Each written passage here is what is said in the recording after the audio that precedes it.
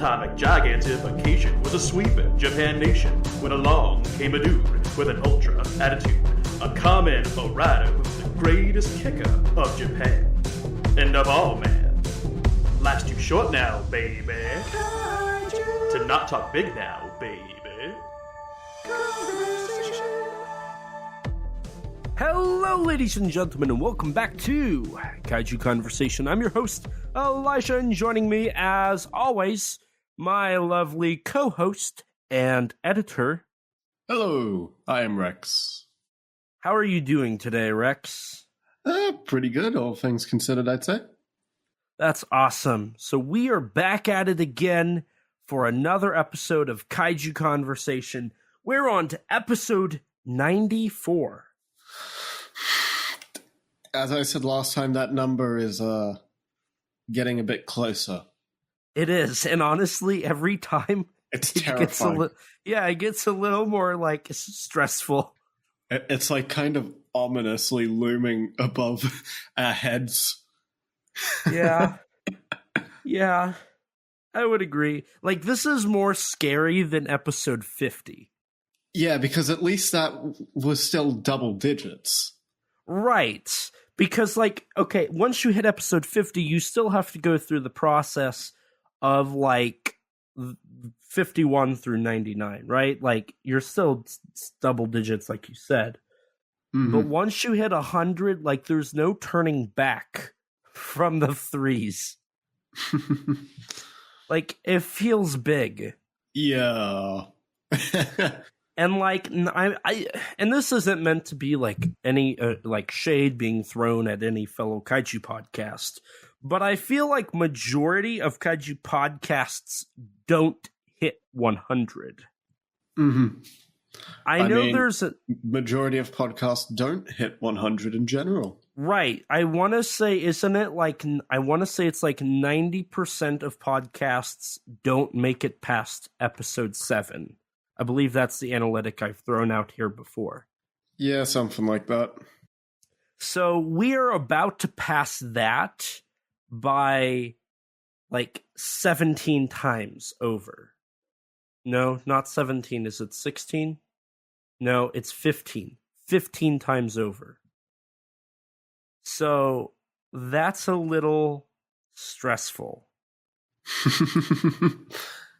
But ignoring all of that stuff, Rex, how have you been? Like, what's new in your life? Not terribly much new. I mean, yesterday I got like a student. I had a meeting yesterday to get a student documentary I'm producing greenlit, so that was fun.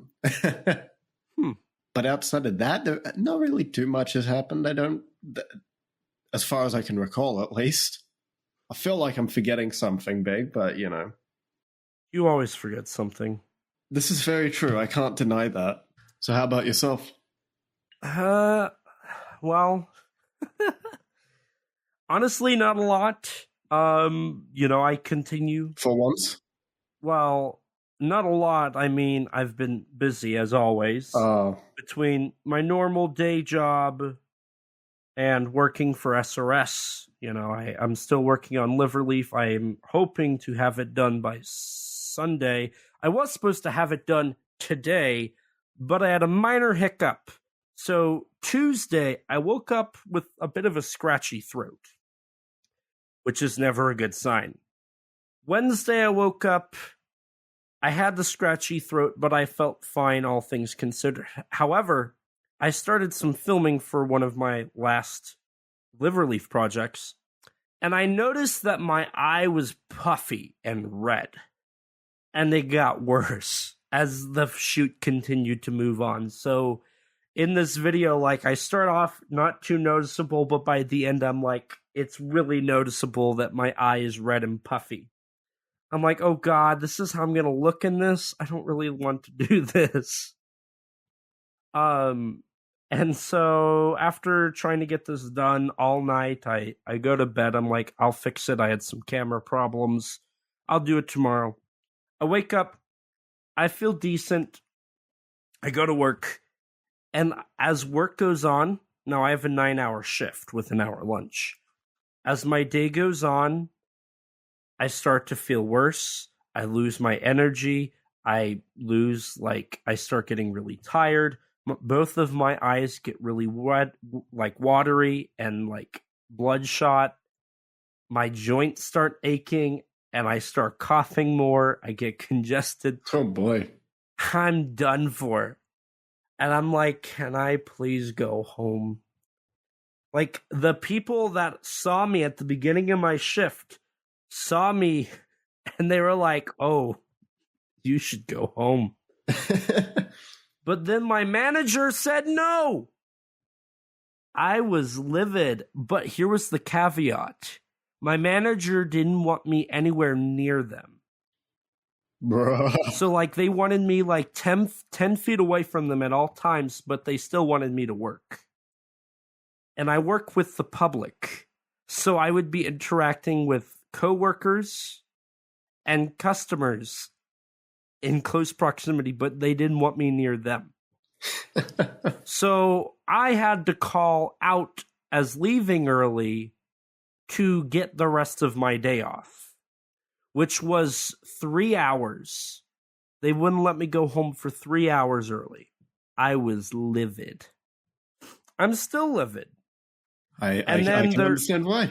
And their response was, why don't you just go buy medicine? But here's the thing, I have medicine at home. I'm not going to spend $20 on medicine I have at home that I don't need to buy more of. And I'm not just going to buy pain relievers to get me through the day. Like, what I need is I need rest, I need to take my medicine, and I just need to relax and not be around people so I don't spread anything. But I wasn't allowed to. I was I was livid. So I eventually get to go home. I go home. I take my medicine. I bought some like vitamin gummies. I bought some vitamin C and just multivitamin gummies. Took a couple of those, laid down, went to bed. And then for the next 24 hours, I sleep for 4 hours, wake up for 10 minutes, take medicine, go back to bed. Sleep for 4 hours, wake up, take medicine, go back to bed. So for 24 hours, Rex, I slept almost entirely consistently. Do you know how painful it is to sleep for 24 hours? No, I've never done it. But I do know someone who slept through about 30 hours straight. It hurts so much when you have to get up because your body is throbbing. Also, your whole mind is just clouded. Like, you legitimately can't think. It's the worst. It sounds just lovely. It was the opposite of lovely, let me tell you. So, after that, I prepped for this podcast. But before I left, I found out I had a package on my doorstep. And have I talked about my Yo-Yo Girl Cop conniption on the show before, Rex? Do you know if I have? I have no clue. Probably not. So, this is a year-long story. I'll keep it brief. Back last July, I buy Yo-Yo Girl Cop for, like, brand new from Amazon, straight from Mongolia. I get it. Brand new, factory seal. I put it in. It plays all the way to 1 hour and 7 minutes, and then it skips to the very end.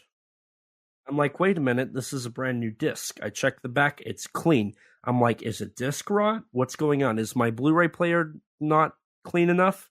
Let me clean it. Doesn't work. I email Mongolia. They're like, we'll send you another copy. Sweet, thank you. I get that copy. Same thing happens. They send me another one. It doesn't work. I tell them, they say, we'll look into it.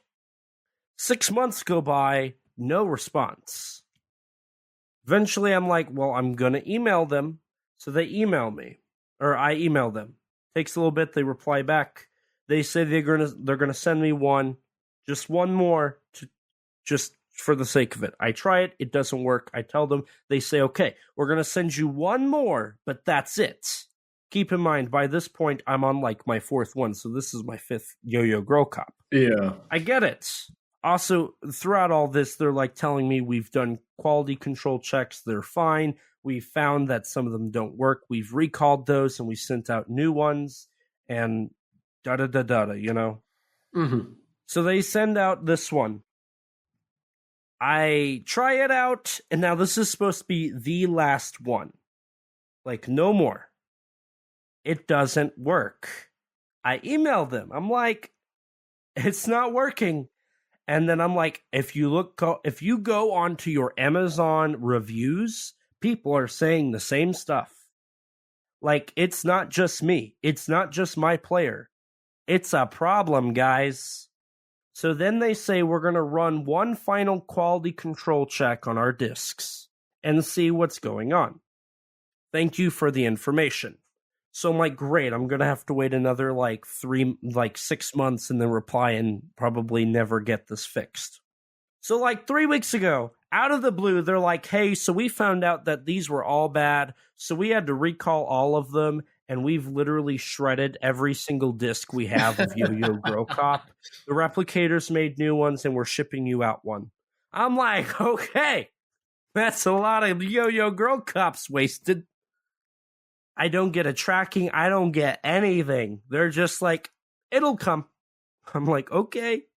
Today, as I'm leaving at 10 o'clock at night, it's on my doorstep. I'm like, okay, great. I'm going to check it real quick, and then I'm going to run. Is this the end of this year-long saga? This is the end.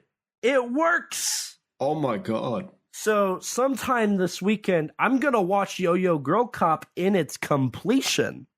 This has been... I guess this leads to my question I'm going to ask you, Rex. So... Oh, I have a guess on what this question might be. I don't know. Maybe not. So I have spent a year dealing with this. Now, it's like a $12 to $15 DVD. Like, okay, that's not a lot of money. But it has taken me 10 months to get this. 6 copies to get this. Now, they replaced it. Like, they upheld their end of the bargain. They replaced it. Didn't pay, like, I didn't have to pay for shipping for any of the 4 that they sent me. Or, like, anything. But don't you think for the 10 months that I have been patient and not harassing them, I should get a little something? What do you think? Am I being too much of a Karen? Or should I be like, hey, this works? Like, after I watch it, say, hey, it works. Thank you so much for finally getting to it. But it has been 10 months. I don't know. I wouldn't particularly expect anything, nor would I particularly care to expect anything for it. I mean, the fact of the matter is, the situation is just kind of mildly funny because it means that they've definitely wasted a fair lot of money on discs that all got burnt and destroyed, seemingly. Mm-hmm. Now, you could argue that they probably got reimbursed from the replicator because that was a replicator problem. I mean, maybe. More than likely. We don't know. Maybe they got screwed over. Who knows? I don't. I don't know how that works. I have my suspicions because there's only like 3 DVD replicators. Fun fact about the DVD Blu-ray industry, there's only like 3 places to get your stuff printed. There might only be 2. Damn. So every company goes through these like 3 different replicators. Whether you're like Error 444 or your Arrow Video or Criterion, like you have the same handful of people. Damn.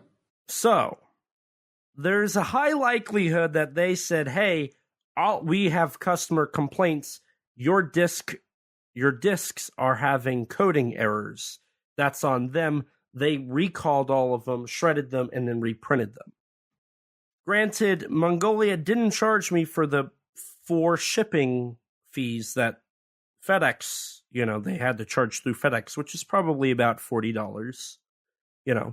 They don't ship them in small boxes. It's literally like the size of a shoebox filled with like bubble wrap and 1 DVD. That seems a bit excessive. It is excessive. But I don't know. Part of me is like, if this was anybody else, they would have been like, I want a coupon. I mean, yeah, I guess that is kind of normal to, like, do that.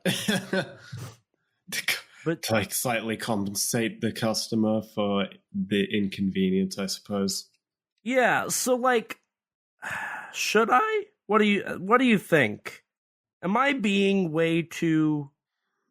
I don't know if you want... I don't know if I'd care enough at that point. I'd just be like, thank God this is over. Yeah. But see, what if I could get, like, an actual, like, interesting movie for free, I mean, if you want to do that, then, I'm not going to stop you from trying. I almost want to ask the listeners, but I don't know if the listeners will jump on this and weigh in. Like, I could get Monster, the Gareth Edwards movie. Like, that's something they released. Or VHS. So, if you guys have an opinion, feel free to contact us on any of the multiple ways that you can contact us. I'd love to hear somebody else's opinion to tell me whether or not I'm too much of a Karen, or if what I'm saying is a fair assessment. Make sure to tell him he's a Karen no matter what your opinion on the matter is. Moving on. Rex, have you seen any tokusatsu this week? Well, not really any tokusatsu. But I did figure, I may as well go back and, while it's still in theaters, I'll go see Godzilla Kong, The New Empire, one last time. Oh. So on Tuesday, I went after class. I decided, I got paid. Finally, I'm going to go to the movies. And so I saw Godzilla Kong, New Empire, and you know what? I had fun. It's terrible. I enjoy it. Sometimes you can enjoy trash. And then something kind of funny and ironic happened. I walk out the theater, and then I realized that that they were setting up for the premiere of Planet of the Apes. Oh. And I'm like, what the hell? And they've just got like this whole like massive like stand in front of the movie theater. And this is a very, very like narrow and small movie theater. But they've just got like this massive like not a runway. Like, you know how like they have the banner of a movie at like the premiere and they'll have like a little path? Yeah. They had like that for Planet of the Apes. And they had like this lady, this like DJ lady who I talked to her for a minute because I'm like, is this the Planet of the Apes premiere or something? And she's like, I have no clue what's going on. My son is just hosting this event. And I look it up, and it's like, oh, Kingdom of the Planet of the Apes is having its premiere in the cinema. And I'm like, oh, that's really ironic after I just walked out of what is basically Godzilla Kong fight the Planet of the Apes. Huh. See, it's funny because I heard the new Planet of the Apes isn't that good, actually. I actually hear it's pretty good. I'm seeing it tomorrow. I considered actually staying back to see it and doing like a Godzilla Kong Kingdom of the Planet of the Apes double feature. But I was like, I didn't feel like getting home at like 10 p.m. So I'm like, yeah, I'll wait. But I thought that was pretty funny. So actually, I'm happy you brought up Godzilla Kong: The New Empire. That's the first time you're ever, and only time you're ever going to hear me say that. Because there is a couple of news items that I felt like are important enough to bring on the show. You know, typically we don't do news unless there's some big stuff, and, you know, it's just for a little discourse. That's all. There's 2 announcements that happened in the last week that I think are worthy of just mentioning, maybe briefly talking about. And the first one I have on my list here is it was reported that Godzilla Kong 3 is officially in works at Legendary Pictures, with Dave Callahan writing, who worked on The Expendables 1 and 2, Godzilla 2014, an early draft, Ant-Man, Zombieland Double Tap, Wonder Woman 1984, the modern Mortal Kombat remake, Shang-Chi and the Legend of the Ten Rings, Spider-Man Across the Spider-Verse, and is working on the upcoming Masters of the Universe movie and the upcoming live-action adaptation of Disney's Hercules. And Adam Wingard is in talks to return as director, so you can almost guarantee that he'll be a part of the writing room along with his assistant, who was also worked on Godzilla Kong: The New Empire and Godzilla vs. Kong. Hey, so far, the thing I'm happy with this announcement, thus far, there is no sign of Terry Rossio. That was the first thing that came to my mind. So, all things considered, this is a very good announcement. That's true. Correct me if I'm wrong. I thought this film was an inevitability. As soon as GXK started making money, I'm like, oh, yeah, the third film's inevitable. Right, and so we've known, but this is like the official confirmation that like it is officially in the works. And so now it's just an inevitability, right? It seems like we're not going to see it until 2027, if I'm going to be honest. I mean, yeah, I don't see why I feel like that's kind of... I didn't see it being any earlier to begin with. Right. But anybody who thinks we're going to get in like 2026, because keep in mind, Wingard just got attached to a A24 film. So that's probably going to be what he works on. It is what he's working on first. Isn't that coming out in 2025? Probably. If I had to guess. I imagine after that's going to be Thundercats and then Godzilla Kong 3.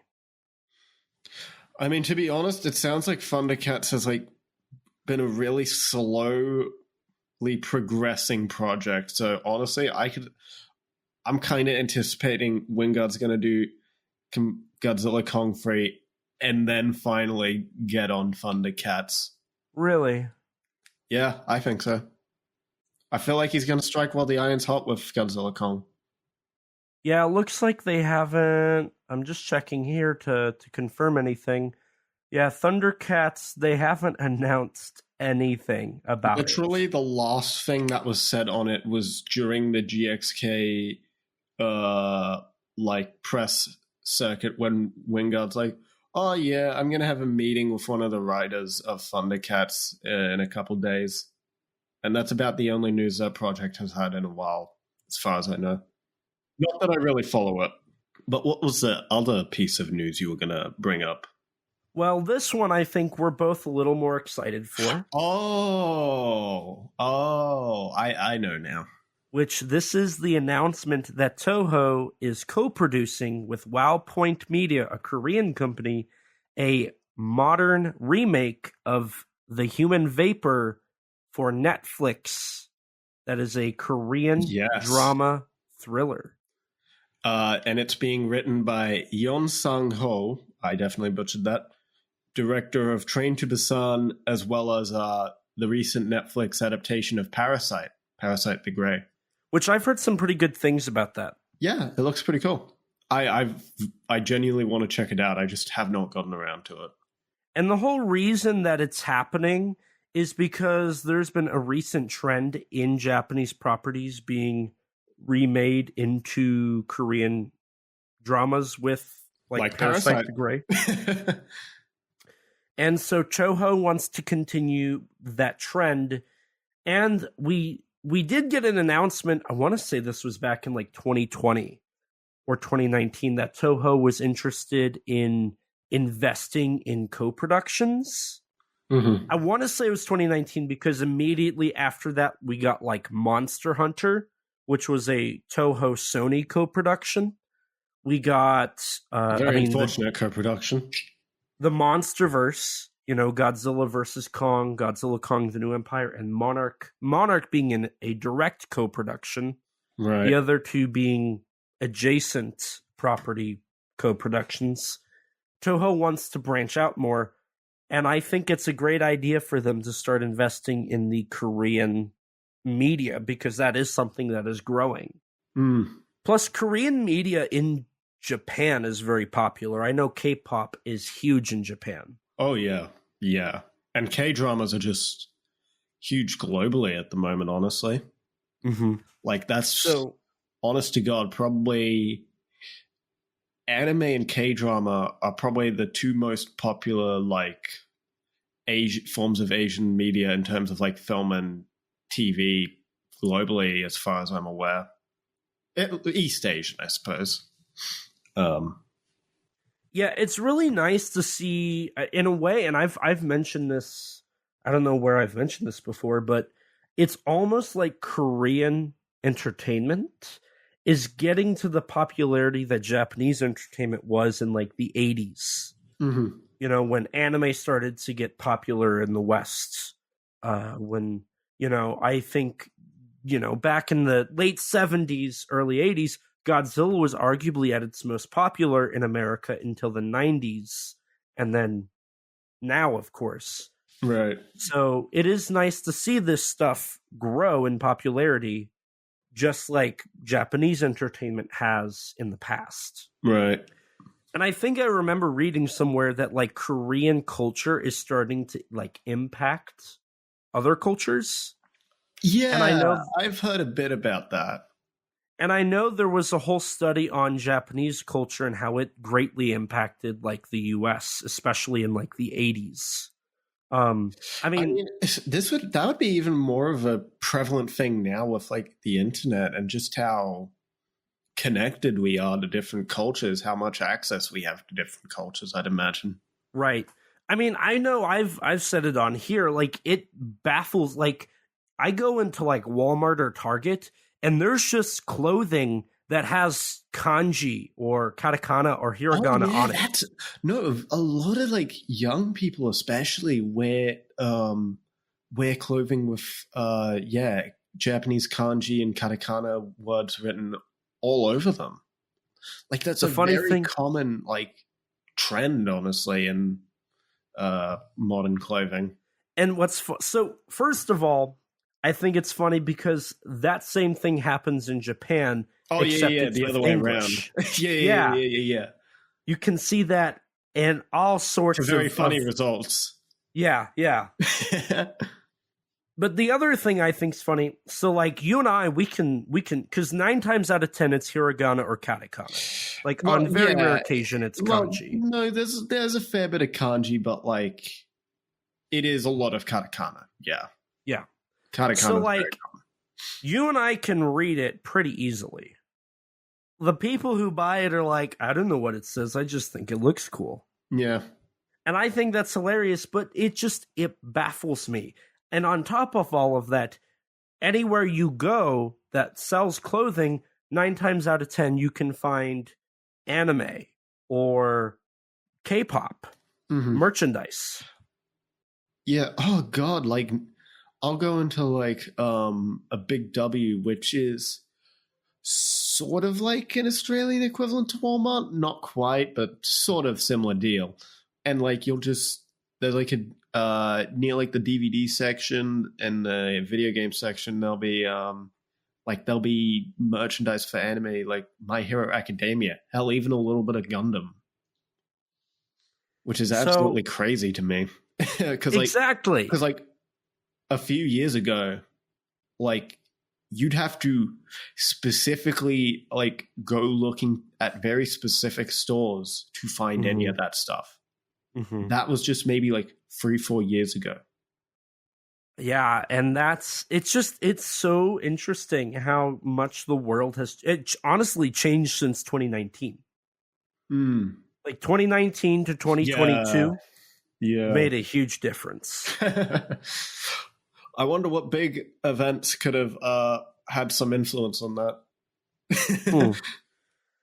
But going back to the topic we were talking about, so this is pretty big. Like this isn't Toho doing a Godzilla film. This is Toho remaking a classic science fiction film. Yeah, a classic Honda film. So in that regards, I'm genuinely like excited to see I'm really excited for this. And, I've been meaning to watch like that Transforming Human trilogy of films for a little while now, but that just gives me extra motivation to check them out sooner rather than later. See, I've only been able to watch The H-Man, which I've been told is the worst of the trilogy, unless you want to count Matango, and then I've seen Matango. I hear conflicting opinions on whether or not that's a part of that series or not. Yeah, some sources consider it part of it, others not so much. So, like, I'd love to see Secret of the Talesian. That's a Fukuda film. Yeah. And then I've heard that The Human Vapor is one of Honda's best works. So, I'm excited. I hope that with this show, that means we can get The Human Vapor on Blu-ray outside of Japan. I would love that. I know there's some rights issues with MGM that's now owned by Amazon for the English version, but I feel like the Japanese version wouldn't be hard to license. Yeah, I mean, I don't think Toho cares too much if you can't license the English version, unfortunately. Yeah. Either way, I hope it does come out, at least so we can have official means to watch it. Because I would love to watch that and then like be able to watch this new show and like be able to cover it. It does also have Shun Ogura, correct? Shun Oguri. Oguri, gotcha. Who played Serizawa in Ren Godzilla. Ren Serizawa in Godzilla vs. Kong, which is pretty cool. I like that. Just because of the connection. He's also been in some Kitamura/Kaneko films. Really? Yeah, he's been in the Azumi duology. Oh. And I think in Kitamura's Lupin the Third movie? Yes, now that you bring that up, yes, he does. Oh, and he was in Japan Sinks, the Netflix show with Jun Kunimura. I remember him being in that, even though I haven't watched it. But yeah, so I'm pretty excited to see that. I like Shunoguri as an actor, even though he's been wasted in a certain American production. So, I guess with that, is there anything else you want to say before we get on to the main topic about this? Not particularly, no. Okay. So, I guess that means... Well, I guess I never answered if I have seen any tokusatsu, and the answer, I think, is I obvious. have a guess. What's your guess? None. Zero, nilch, nada. That's 100% accurate. Oh, but Yuzo, I gotta link this real quick. Yuzo, the biggest battle in Tokyo, is shipping. So get your orders in now. SRS Cinema's shipping them. It's good. Go watch it.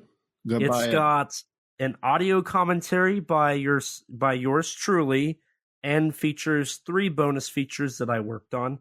And I also found out the other day that the wide DVD release, which will be in Walmart's, Target's, it'll be featured on like Amazon, Walmart.com, Target.com, all the major retailers. The wide DVD comes with all of my bonus features, which I wasn't expecting. So now I'm a little nervous. There's suddenly a lot more pressure added to my plate. Just wait till one of your coworkers picks up some weird movie, just absent-mindedly, pop it in, and notice in the extras that their boss, his name is just in there. I don't think that's gonna happen with Probably Yuzo. not, but it would be when funny. I say, "Oh my god, I worked on this. My name's on the back," everybody's gonna be like, "Excuse me." So that part's gonna be a little surreal. I can imagine. And that means I'm gonna be opening myself up to public criticism on a wide scale. Hey, it's fine. Which I'm horrified. I'm gonna be honest, I'm horrified. It's fine. It's not. It's fine. No one can harass you as well as I can. Okay, that's fair. Maybe one other person, but we probably shouldn't talk about that. The Spore! That's something nobody knows what I'm talking about. But the Spore! That's... that. Hey, I'm so happy I got to loop that into the actual episode. Thank you. The Spore has done a great job at harassing me for over 2 years. Oh boy. And I can't get rid of it. Speaking of spores, that transitions greatly into our main topic, which I actually forgot about. Oh. Useless. Oh no. Oh crap. Rex. What if I don't help you? In that case, I don't know. Do you just want to talk about stuff? God, are you gonna kill the listeners with boring, scattered, just banter? Do you so, want them to hate us?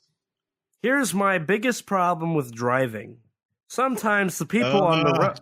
Okay, fine. I'll spoil it. Today we're covering Godzilla vs. Hedorah.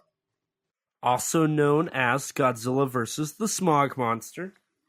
I thought you were going to go with the Japanese title there. Well, I guess I'll throw that in there. Gojira tai Hedorah. Which just means Godzilla vs. Hedorah. Which this, just as a quick little side tangent, this kind of starts, granted the next film doesn't, but this kind of starts a trend of direct translations of the Japanese titles and more simplified Japanese titles.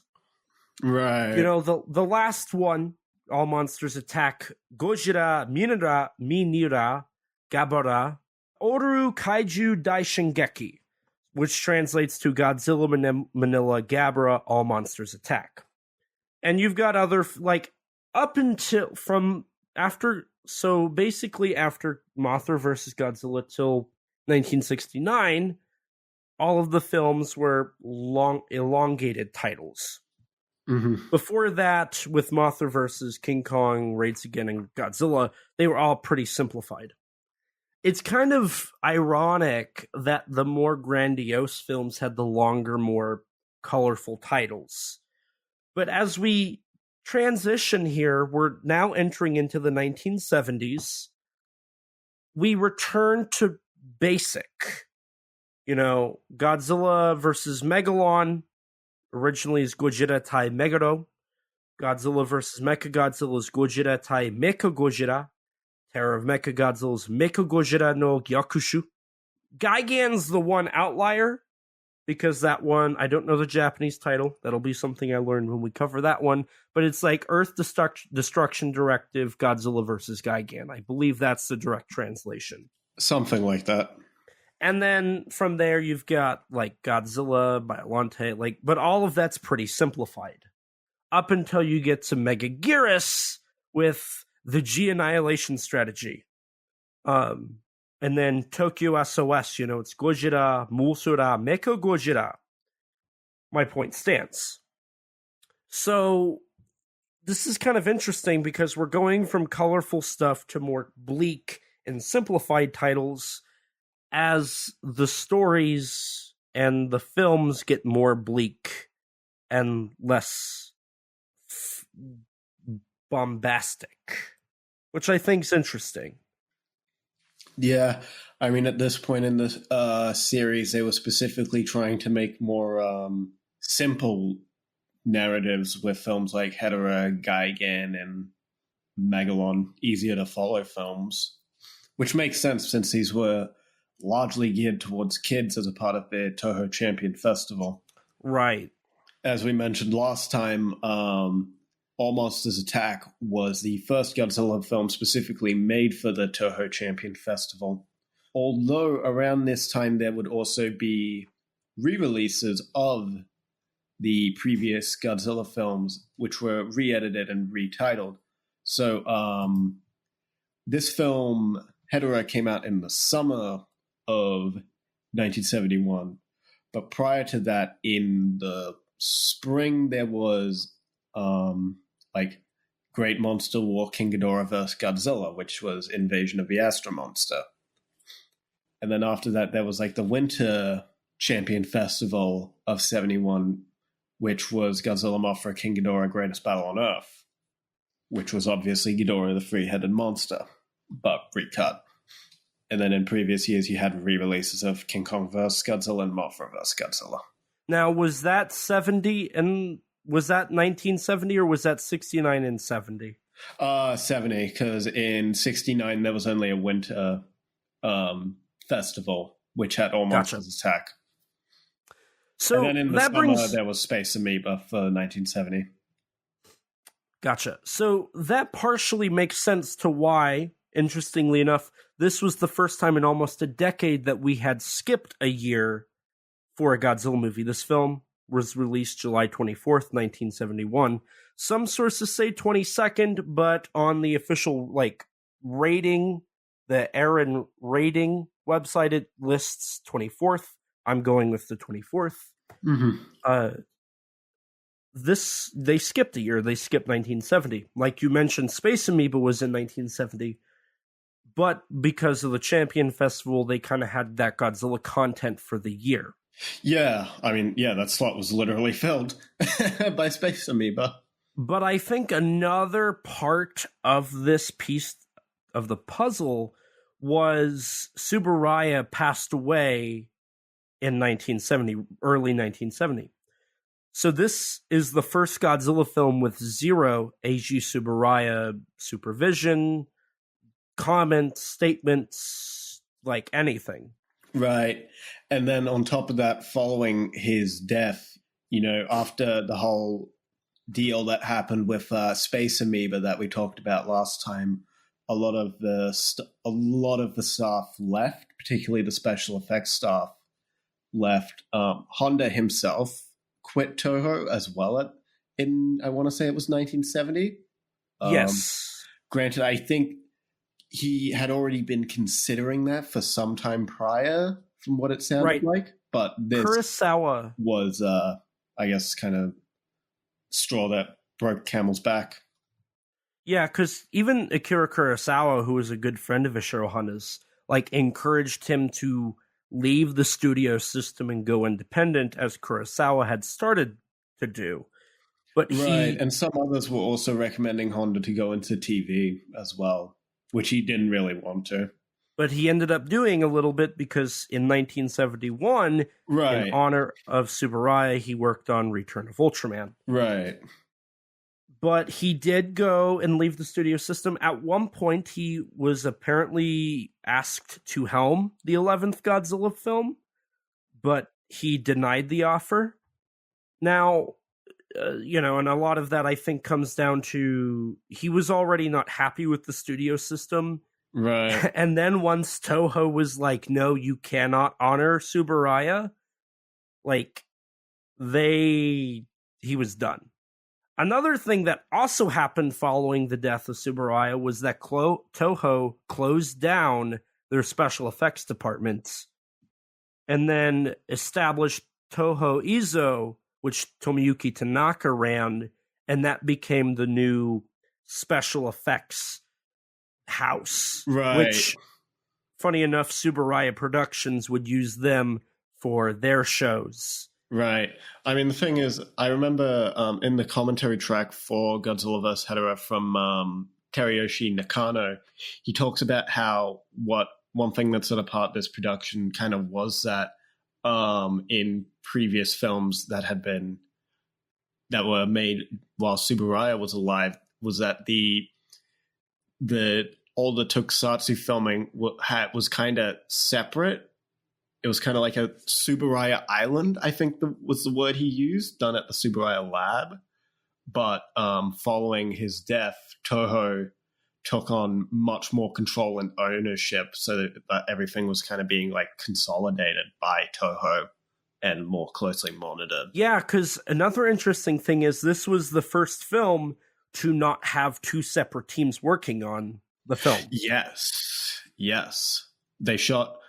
They would shoot all the drama stuff first, and then after that was done, then the special effects would be done.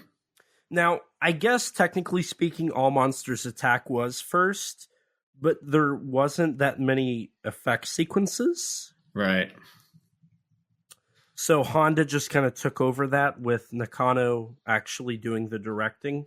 Right. But yeah, Hedorah was the first time that they really had just one team. Every previous Toho special effects film had the live action team, solely focused on directing the actors, sound stages, on location filming, which even then I believe you had a second on location team. Mm-hmm. Or am I thinking more Hollywood productions for that one? I think I am. Probably. I don't know. I mean, the thing is, the Japanese film industry kind of has a trend of, like, to this day, it still does this, where it kind of tries to replicate the current Hollywood system. Right. So maybe I wouldn't quote myself there, but typically in film you have your main director, who typically does close on location filming and soundstage, and then you have your director that does like the far on location stuff, your B units, who's typically the assistant director. Yeah. And then Toho had, now this I know for sure, then Toho had in their the second team was their special effects team, who was helmed by, more often than not, Eiji Tsuburaya or Sademasa Arikawa, mm-hmm. who kind of oversaw those films. Yeah. But in All Monsters Attack, that got really shooken up as Honda supervised both, mm-hmm. with little to no on-location stuff, what on-location stuff Honda helmed. And then once you got to Godzilla vs. Hedorah, Teruyoshi Nakano was working directly under Yoshimitsu Banno. Right. I mean, in Arikawa's case, he had left Toho for another company by that point. Right. His last film, International Television Films Incorporated. His last film for Toho was Son of Godzilla, correct? No, he worked on Destroy All Monsters because he's the actual special effects director on that. Tsuburaya is just a supervisor on that. Right. So up until this point, you had 3 effects directors, correct? You had Tsuburaya, Arikawa, and then Nakano. Honda. Honda. Then Nakano. And he would helm the rest of the Showa era up until the beginning of the Heisei era. Right. So we have a new official director. He, of course, basically did the direction on All Monsters Attack, but this was his first official label as the director of special effects. Mm-hmm. Now, do we want to talk about the context behind the film, or do we want to talk about the development first? Let's talk about the development while we're talking about, like, Honda, Nakano, and all them. Gotcha. I feel like that's more natural. So, in 1970, of course, you had the Expo 70, huge event in Japan. Expo 70 was the main location for Gamera versus Zegra in that film. But Tomoyuki Tanaka approached Yoshimitsu Banno, who was an assistant director on the film Great Battle of the Sea of Japan, which I believe that was Tsuburaya's last film for Toho officially. It might have been, but it was not Tsuburaya's last work. But for the Expo of 1970, the Mitsubishi Group, which is the company that does cars to this day, they had an exhibit that would feature its theme was the nature of Japan and also like the dreams of aspirations for the future of Japan. And so it featured like these various videos which would feature like special effects sequences of volcanoes and all that. And that is the actual last work of Eiji Tsuburaya, as while he was on set directing that, he suffered a heart attack. And after he could no longer work on that, it was completed by Yoshimitsu Banno and Teruyoshi Nakano. Gotcha. It was produced by Toho and also had music by Akira Ifukube that would later be recycled for Gigan. Interesting. Okay. The Mitsubishi Mirai-Kan actually is an interesting thing to note, is that many of the props from this exhibition for Mitsubishi would actually be recycled for props in this film, Hedorah, for, the club setting. Yes. Yeah, a lot of the metal balls in that building are taken from that pavilion. Really? Yes. Well, this won't be the last time we talk about Mitsubishi, because I have a couple things in relation to that, actually. So, but it would be safe to say that Great Battle of the Sea of Japan was Tsuburaya's last theatrical film that Tsuburaya was hands-on with, correct? As far as I'm aware, yes. Because right after that, they would have been working on All Monsters Attack, which Tsuburaya worked on very briefly and before he was hospitalized. Mm-hmm. But Tanaka liked Banno, so he approached him to direct the new film, which Banno wanted to do something never seen before in the series. Yeah. They wanted to kind of reinvent the franchise, especially because 1970 was not a good year for Toho. It was a pretty low performing year for Toho, so they were like, let's bring back, didn't it, as well? Yes. So they were like, let's bring back Godzilla. We need some fresh eyes on it. Let's get somebody new. So this is Yoshimitsu Banno's directorial debut. And so with that, they kind of limited him pretty significantly. Yeah, especially budget-wise. So before we talk about the budget, let's kind of run down what he was working with. He was told that he could only have 2 live-action stages. Those ended up being the nightclub, and I want to say it was... It's the house. The house, yes. The house is the other one. Those were the only 2 sound stages made. Everything else had to be shot on location. He was told that he couldn't hire anybody who was a star, and they had to be like nobodies. And then basically he was told that whatever special effects they had to be cheap and doable. Now, you brought up the budget for a specific reason, so what do you have to say about that, Rex? Well, from what I understand, I couldn't get an exact 100% confirmed figure, but from what I can tell, the budget of this, by comparison to, say, Destroy All Monsters, was about half or less. I know that Koichi Kawakita has described the budget of this film when he was working on it as quote-unquote terminal. Now, interestingly enough, it was so bad that weeks before I want to say it was a week before production was supposed to be over. Mm-hmm. They ran out of money. I mean, yeah, they didn't even have money to paint Hedorah's eyes that he picks out at the end, that Godzilla picks out at the end. They're supposed to be red, but like they're infamously just white balls. Which caused some confusion of what they were.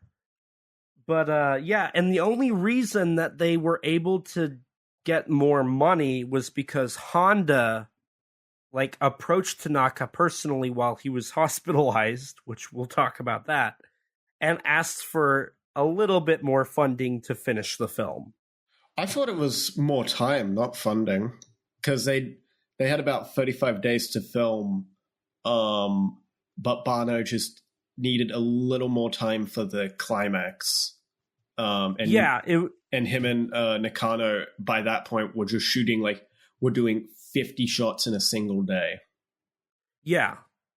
So, but with that time is money, right? So they needed a little bit more money. Yeah, true.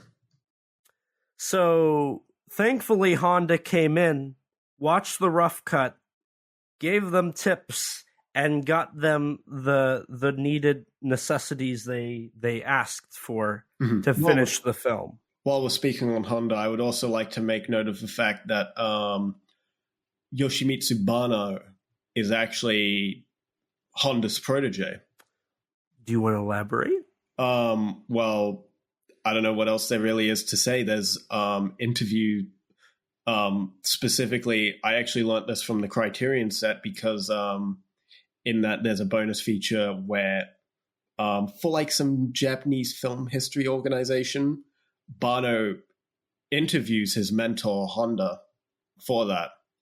But what I also found interesting was, you have Banno, who's a student of Honda, Teruyoshi Nakano, someone who may not have quite been the protege like Arikawa was, but did still work under Eiji Tsuburaya, so he would have learnt off him, obviously.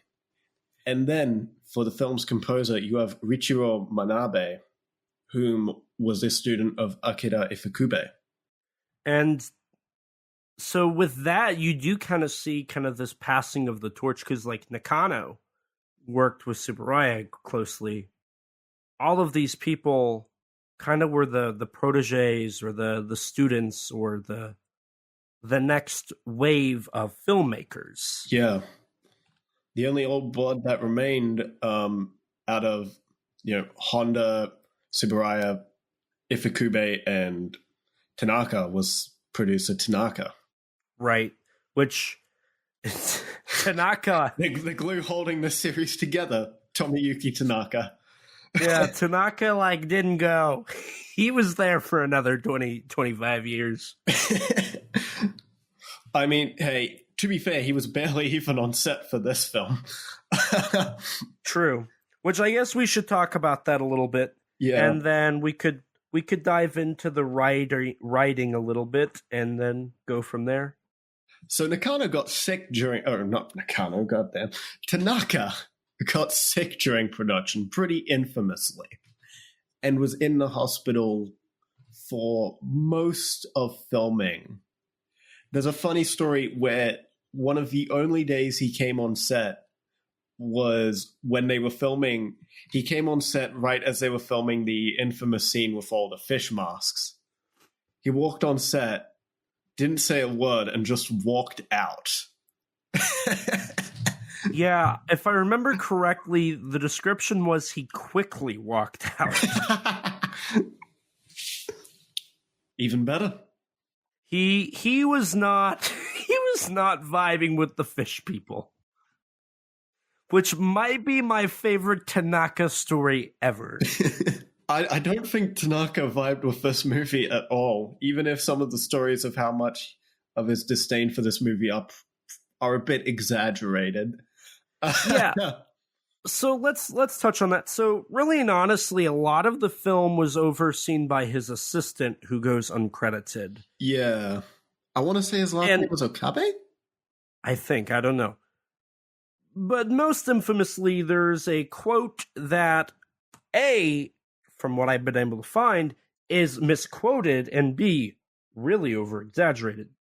That Tomoyuki Tanaka said, I don't want him working on another Godzilla film ever again, and You Ruined Godzilla.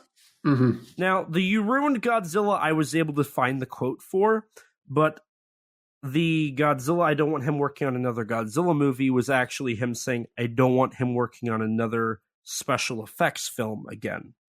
But I mean, he would want to work on another one like a few years later. What I read suggested that Tanaka quickly kind of like got over that. Yeah. And then let Banno work on Prophecies of Nostradamus. And eventually he was asked to write treatments for other Godzilla films. But Yoshimitsu Banno makes mention that he never said that, and that's greatly over-exaggerating. Yeah.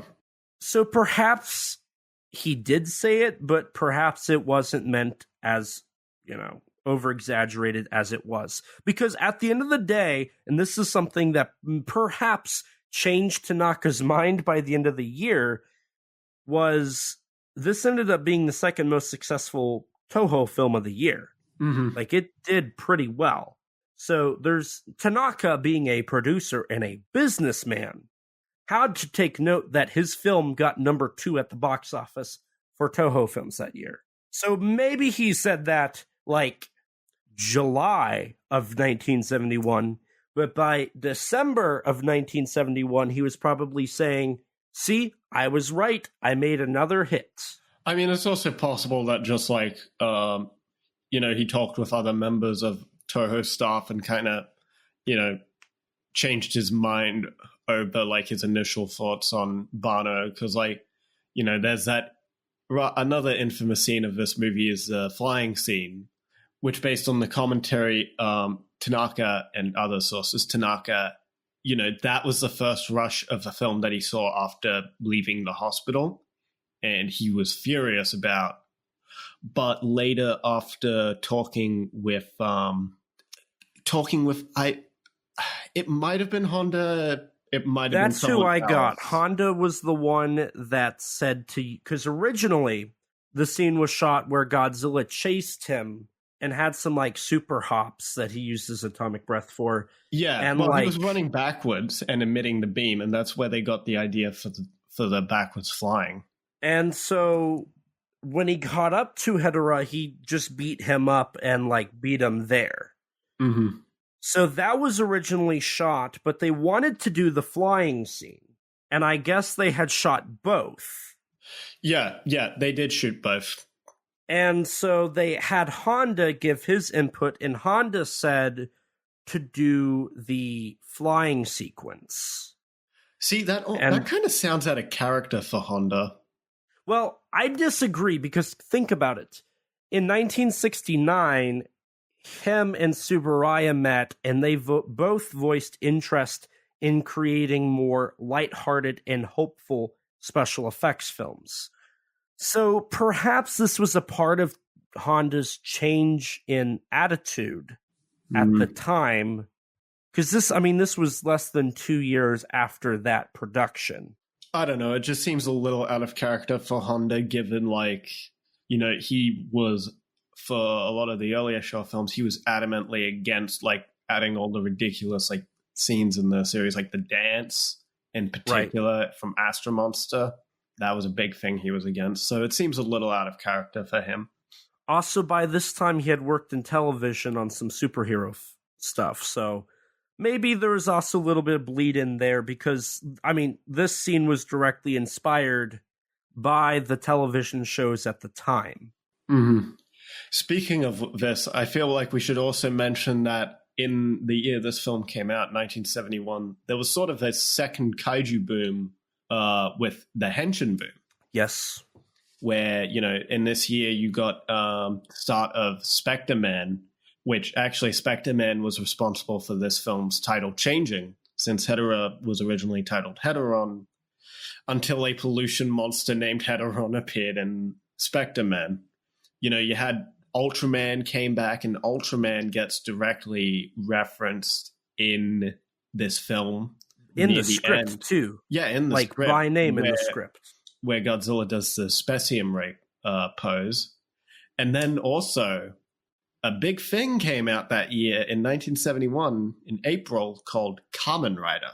Toho's bread and butter. Toei's. Or not Toei. Toei's bread and butter, yes. And the interesting thing is, if you've ever seen publicity stills for this film, you've probably noticed that Godzilla, an image of Godzilla kind of like suspended in like a funny pose, like above Hedorah, like off the ground. So originally in the film, there was supposed to be a scene where Godzilla does like this drop kick that is basically just the rider kick. So this film at one stage would have had the Ultraman specium pose and the rider kick. See, it just goes to show how influential Kamen Rider was, because that was a hugely popular show. I mean, it's still popular. It's one of Japan's largest tokusatsu properties. I mean, when it started, it wasn't terribly popular. Like, ratings weren't too crazy until like after Hayato's introduction, from what I recall. And that's when it gets more kid-oriented as well. But either way, it does kind of show how it was kind of making waves in tokusatsu. And I think a lot of it comes down to, by this point, it was what can you make for the cheapest amount of money? Well, and the funny thing is that even though Godzilla would have done a rider kick, from what I gather, that probably wouldn't have been an intentional reference, given Kamen Rider didn't get popular until about like after the 13th episode, which would have come out like around by the end of filming of this. Well, so maybe the rider kick was intentional, maybe not. Who knows? Well, actually, now that you bring this all up, I don't think it lines up, because filming was in January of 71. So it ended early February. No. That's what I found in my research. They quoted January of 71. Well, Nakano talked about how, like, they would have ended around June-ish.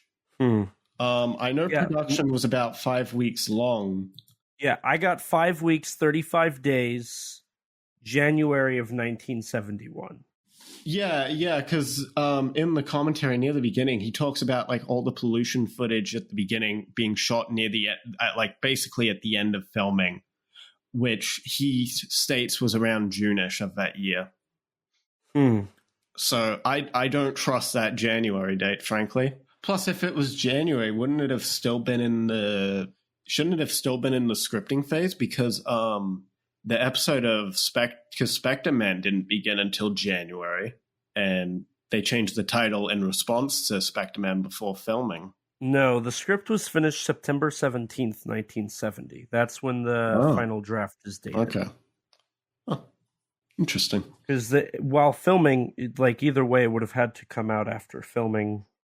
Well, it sounds like that once again we have two different sources saying two different things in true fashion of Toho Godzilla movies, right? Yeah. I personally, even though Nakano, memory is, an issue, that commentary was recorded in 2004, about like 30 years after the film came out. I am willing to place some faith in Nakano for that. Right, but even then, there is there's the conflicting reports on who came up with the Godzilla flying sequence, because Yoshimitsu Banno says that he made it because he wanted it to be lighthearted after a gruesome film. Nakano says that he came up with the actual idea for the flying. Right, so there is like an example of a conflicting reports there, because both say they come up with it. So it's like, okay, who actually did? We don't know. We may never know who truly came up with the idea. I mean, I feel like it makes more sense for it to be Nakano because he was the special effects director. Right, but Yoshimitsu Banno also was trying to do different things. Yeah, but he also talked extensively to Nakano about, okay, what can we do different? What can we what can we just do different that really separates this film from the others? Right. That's a big thing that they were talking about with each other. And it very well could have been like the idea of the super hops with the atomic breath. That, but then again, I suppose Banno was definitely involved in some capacity with the special effects because, he helped paint the Hedorah suit. Right. Because he painted all the yellow and red splotches.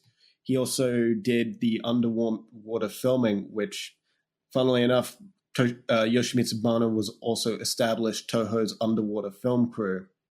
Really? Yes.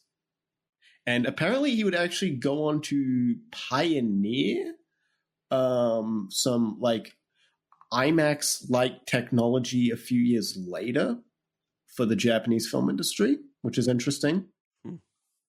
And he also painted the body paint suit, the fake body paint suit for Keiko Mari. Oh, really? Yeah, he painted that.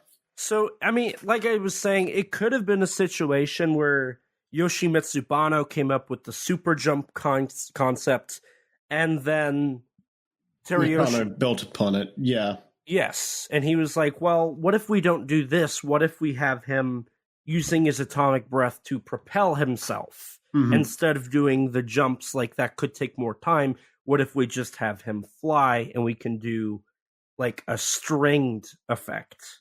And we can recycle a prop from Invasion of Astro Monster. There we go. That's not the only prop that got recycled, though. Oh, they recycled tons of props. I already mentioned the stuff from the Expo 70, but then also the factory set that is recycled from those are recycled miniatures from Gorath. The harbor set is recycled miniatures from Ibera. And then obviously we recycled the Daisenso Goji suit from Astro Monster / Ibera, as well as the Soshingeki Goji suit from 68 and would be reused again in Gigan. Which this would be the last appearance of the 65 suit, as they destroyed it when he had his little back. Put it all through.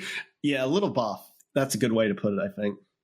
But the 68 suit wasn't in great condition itself. It actually had to get some repairs, and I believe its neck was also extended. Yes, that's what I read. If you look at the film, you can kind of tell that some of the details are starting to some of the details in the suit are starting to age a bit, and then they just kind of burn the suit a bit too, because that suit goes through a bit of hell alongside the 65 suit. Yeah. Oh yeah. Yeah. So that's probably about all I really want to say before we fully get into this film. As of now, do you have anything left? Well, I do have a little bit here about the planning process. Okay. So this would have taken place in 1970. So this is prior to pretty much everything we've established. We jumped back and forth a little bit. We were in 69, then we were in 71. Now we're back in the 70. So, like I said, Tanaka approached Yoshimitsu Banno to work on this. And then he ended up getting Karu Mabuchi, also known as Takeshi Kimura. Now, to establish, from my research I actually did for a bonus episode of Giant Monster BS, Karu Mabuchi is his actual name. Yes.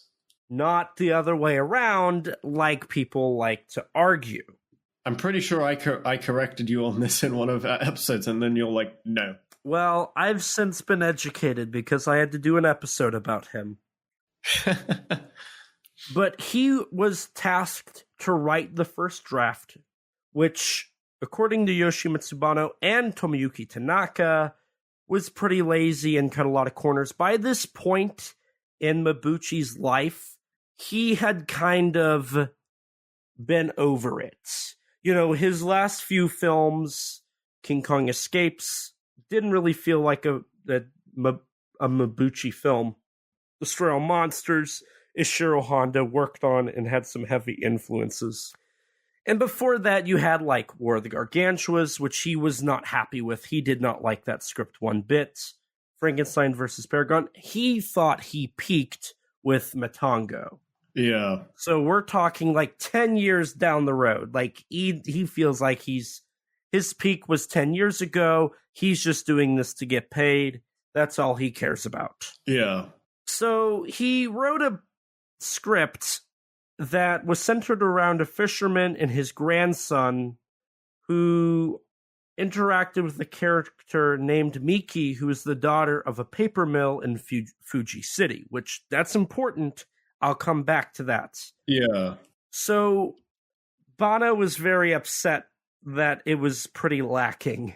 So he then took and rewrote the entire script. And he was given 4 principles for the script, which was reduced set of drama parts, few characters, no stars, cut any unnecessary dialogue, and shorten the finished scale as much as possible.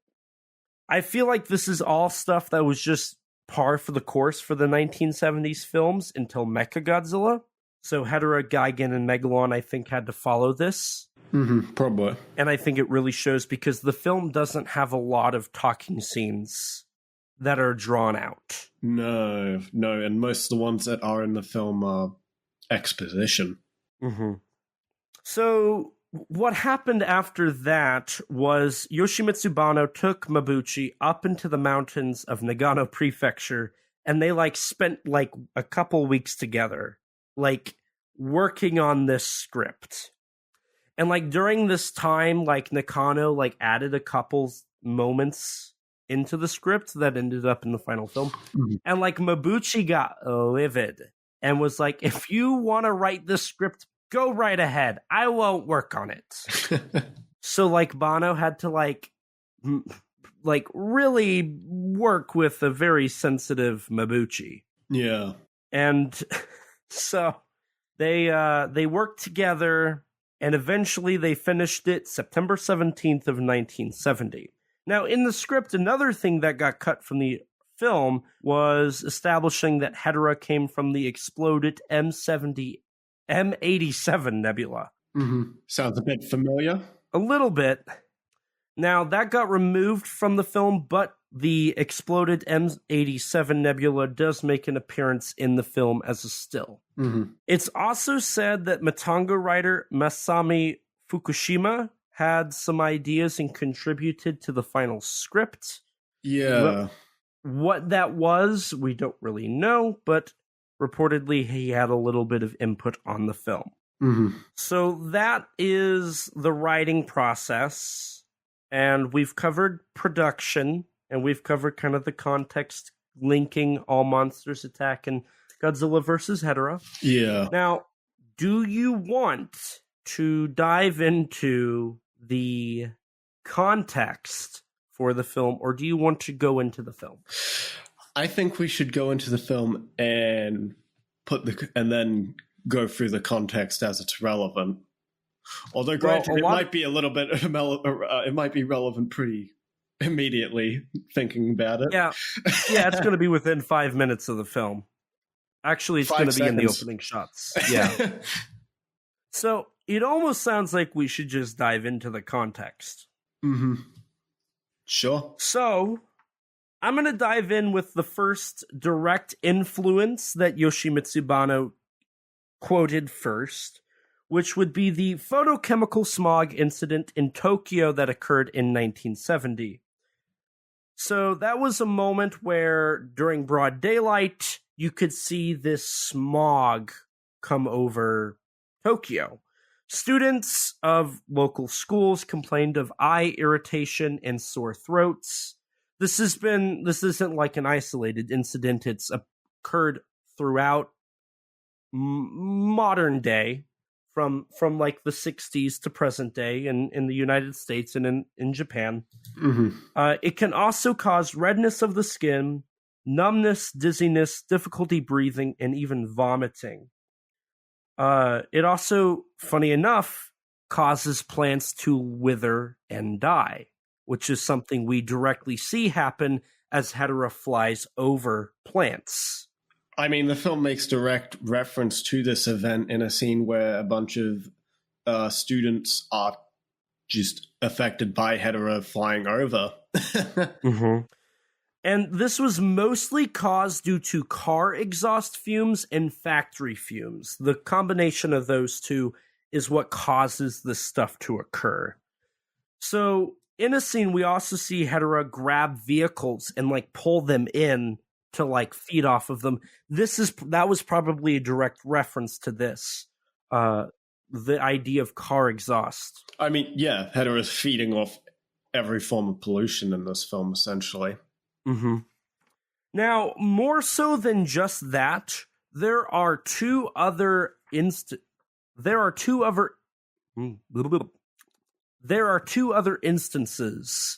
of moments in recent events in Japanese history that impacted this film. The first one of these was the controversy behind the Yokkaichi complex, which was an oil district located in Yokkaichi City in Mei Prefecture. So, in the marketing for this, what it was a huge oil field, right? Ton of oil refineries. We see a lot of this imagery throughout Godzilla vs. Hedorah itself. They were boasting, quote, a new industry of sunshine and greenery, trying to claim that it was a better solution to energy that wasn't coal because the smog it pumped out of the smokestacks was not as dark like coal smog was. Mm-hmm. And what happened was it was very successful. So it was established, if I remember correctly, in the late 50s. And then in the 60s, it got really popular, and tons of companies started moving to Yokkaichi City.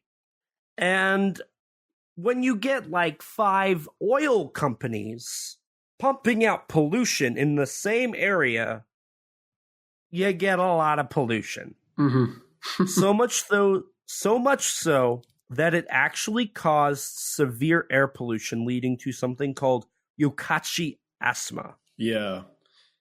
Which was impacted one of Japan's 4 major pollution health crises at the time. Correct. And it impacted specifically a fishing village called Isozu, which goes directly back to the beginning of the film where we have a fisherman come talking about the fish, but there's even more connections than just this, which I will get into. Reportedly, a little under 1,000 people died in the time frame of this, which was from 1967 to 1972. Mm-hmm. That was the time frame of this big issue. Because of this, it helped push a huge debate in the 64th National Diet that was held April of 1970. So during this, 14 pollution laws were passed or refined. Those included Act on Punishment of Pollution Crimes Related to Human Health, Pollution Prevention Business Expenses Burden Act, Act on Prevention of Marine Pollution and Maritime Disasters, which made it illegal to discharge hazardous liquid into the ocean. Gas expelled by ships were regulated, and proper disposal of waste was put on companies to help prevent this.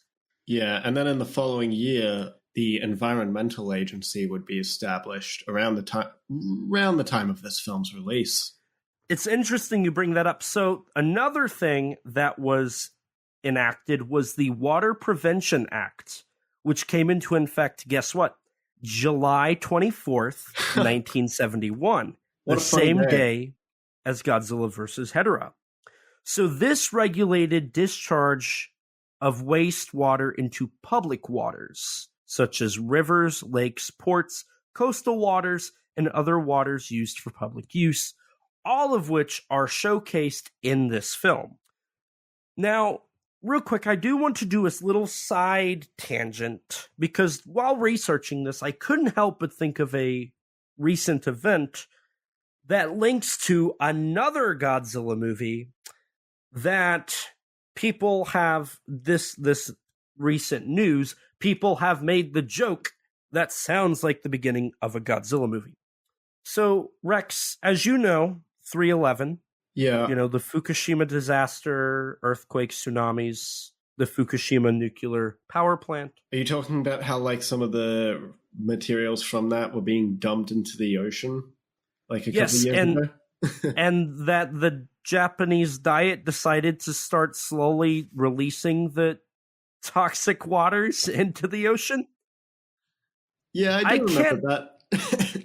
I can't help but think that, well, I imagine what they did is they said that, like, it's not toxic. I think this is the argument it says in the articles is it's no longer toxic enough to be real harmful. Yeah, something like that, yeah. So that's how they can get past this Water Prevention Act. Moving on with other laws that were established, they also created the Act on Prevention of Soil Contamination of our Agriculture Land. And finally, they established the Act on Waste Treatment and Cleaning, which was in reference to garbage, bulky garbage, cinders, sludge, excrement, waste oil, waste acid, waste alkaline, animal carcasses, and other filth or unnecessary materials. That right there sounds like everything we see floating in the ocean at the beginning of Godzilla vs. Hedorah. We see bulky garbage, we see regular garbage, we see cylinders, it's covered in sludge, we see waste oil, waste acid, animal carcasses, and other filth, right? So before I continue, just alone talking about this incident, this situation that had been occurring now for 4 years when the film came out, was not a work of fiction. It was real life. Rex, I sent you a video, and I was so happy I stumbled upon this in my deep dive. I'm legitimately surprised I found it. But it was a news broadcast from 1972 about the waste from factories. And what was really unsettling about the 10 minutes of footage we saw, there were legitimate sequences that felt like they could have been pulled straight out of Godzilla vs. Hedorah. Yeah, I mean, I want to say it was either Banno or Nakano who talked about this, that, frankly, the issue itself and the actual pollution was far worse than what they, in some areas, was far worse than what they portray in the film. Mm-hmm. In the short broadcast we see, there's a shot of what I think is a dead pig just floating on top of the water. There might have been. I don't quite remember. I saw somebody suggest it was a puppy. Lovely. But, like, that just goes to show, like, that was floating in a river right off of a street. Like, what really impacts me about all this is the thought of this wasn't fiction. This was recent events. Mm-hmm. And I hear that and I think the Daigo Fukamaru, the Lucky Dragon number 5 incident of 54. I see a ton of people say that Godzilla vs. Hedorah feels like a return to 54, a return to that idea. Oh, definitely. And alone with the context I've provided here, I already feel that. Sure, it's a little more flashy, a little more experimental, but the message is all the same. This is real life. This is a problem. And the filmmakers have went out of their way to address this. And that means a lot.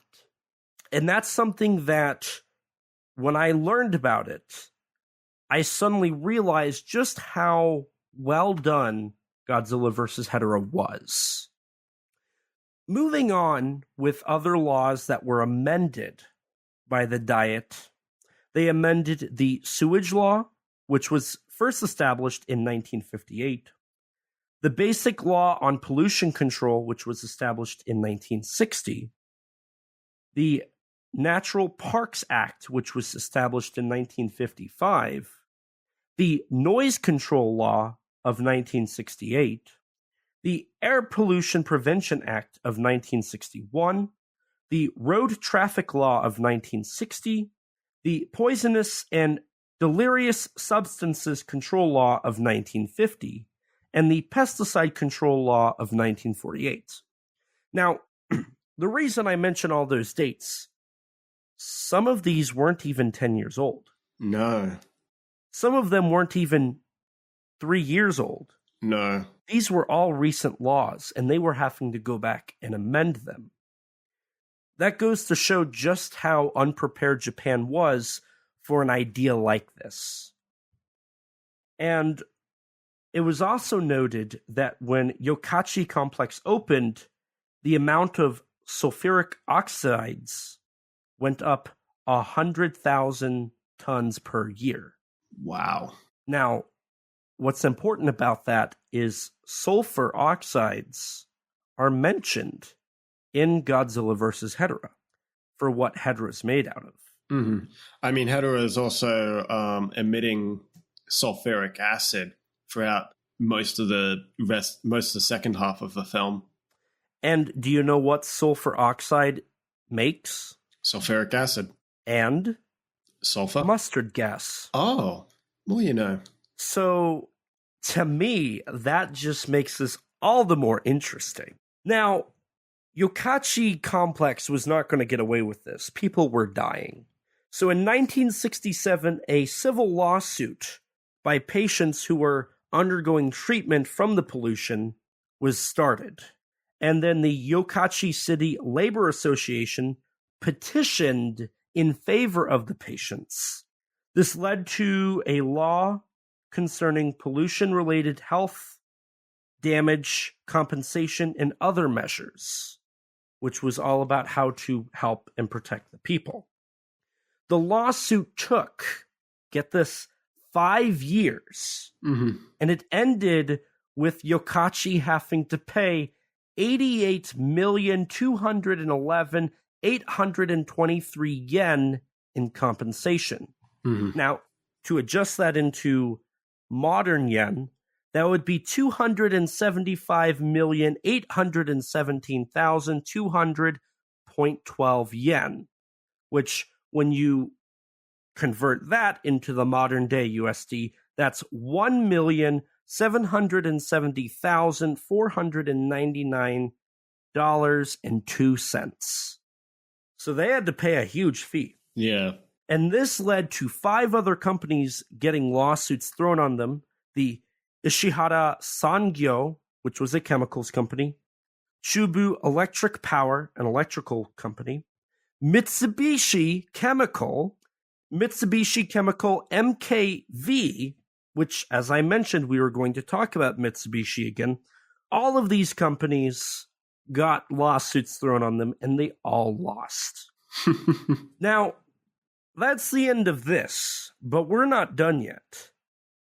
So, the name Hedorah derives from Hedoro, which is the Japanese word for sludge. Yes. And it just so happens that around this time, there was the Tagonora port sludge pollution issue.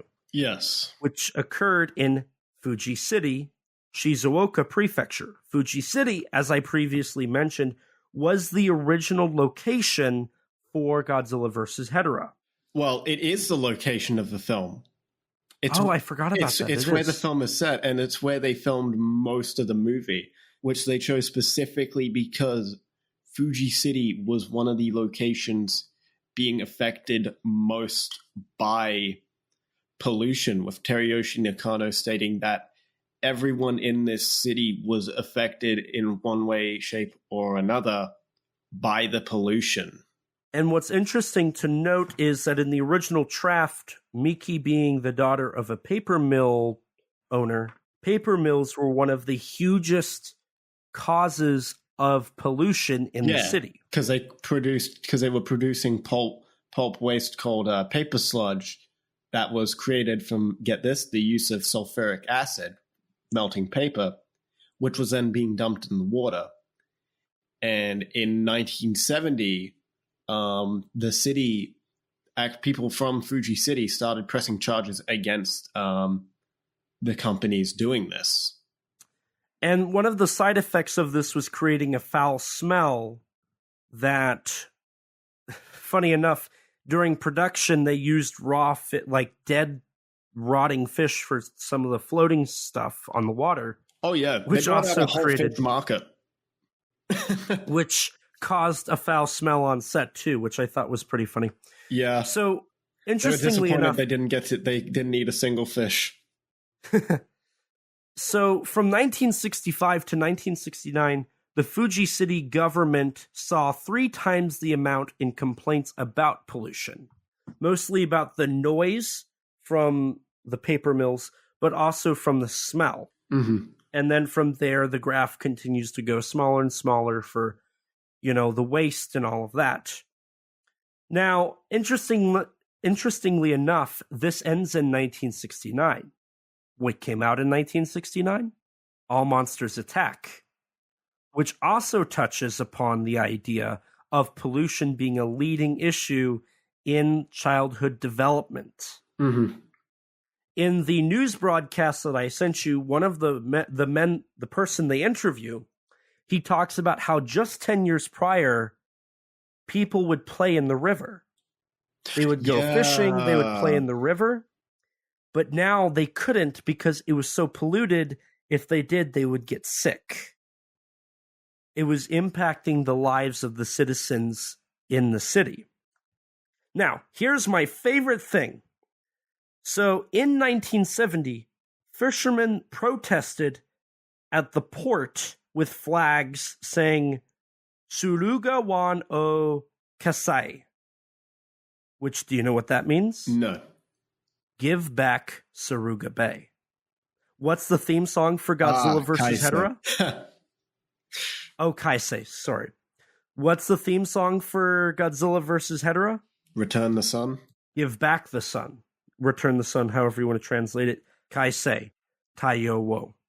I can't help but think that has to be a direct reference because most likely in the film, the fisherman specifically talks about Suruga Bay and how the fishing has gotten awful. Mm. The bay is mentioned by name, and the theme song is called Give Back the Sun, while fishermen held up signs saying, Give back Suruga Bay. I feel like that has to be a call back. I feel like it has to be a reference. It sounds like it's probably intentional, given it was quite topical. So, essentially, the first 10-15 minutes of this film is all stuff relevant to what was happening in Japan at the time. And I don't think anybody has been able to tell me that before, and I don't know if I've just been ignorant, but I have found a new appreciation for this film. I mean, even regardless of that context, I feel like the imagery in this film is like, no matter what, like pollution is still a big issue today. So it still remains a very, very relevant topic. Right. Yeah, because we do see in films like Shin Godzilla, they specifically talk about nuclear waste being dropped into the ocean. I mean, you don't even need to relate it to Godzilla. Like, just in real life, pollution is a massive issue still. Mm-hmm. And unfortunately, a lot of governments don't really want to do anything about it. Right. I remember, it's funny. Where I'm going to call back to the Monster X Strikes Back episode talking about global warming and preventing stuff like that.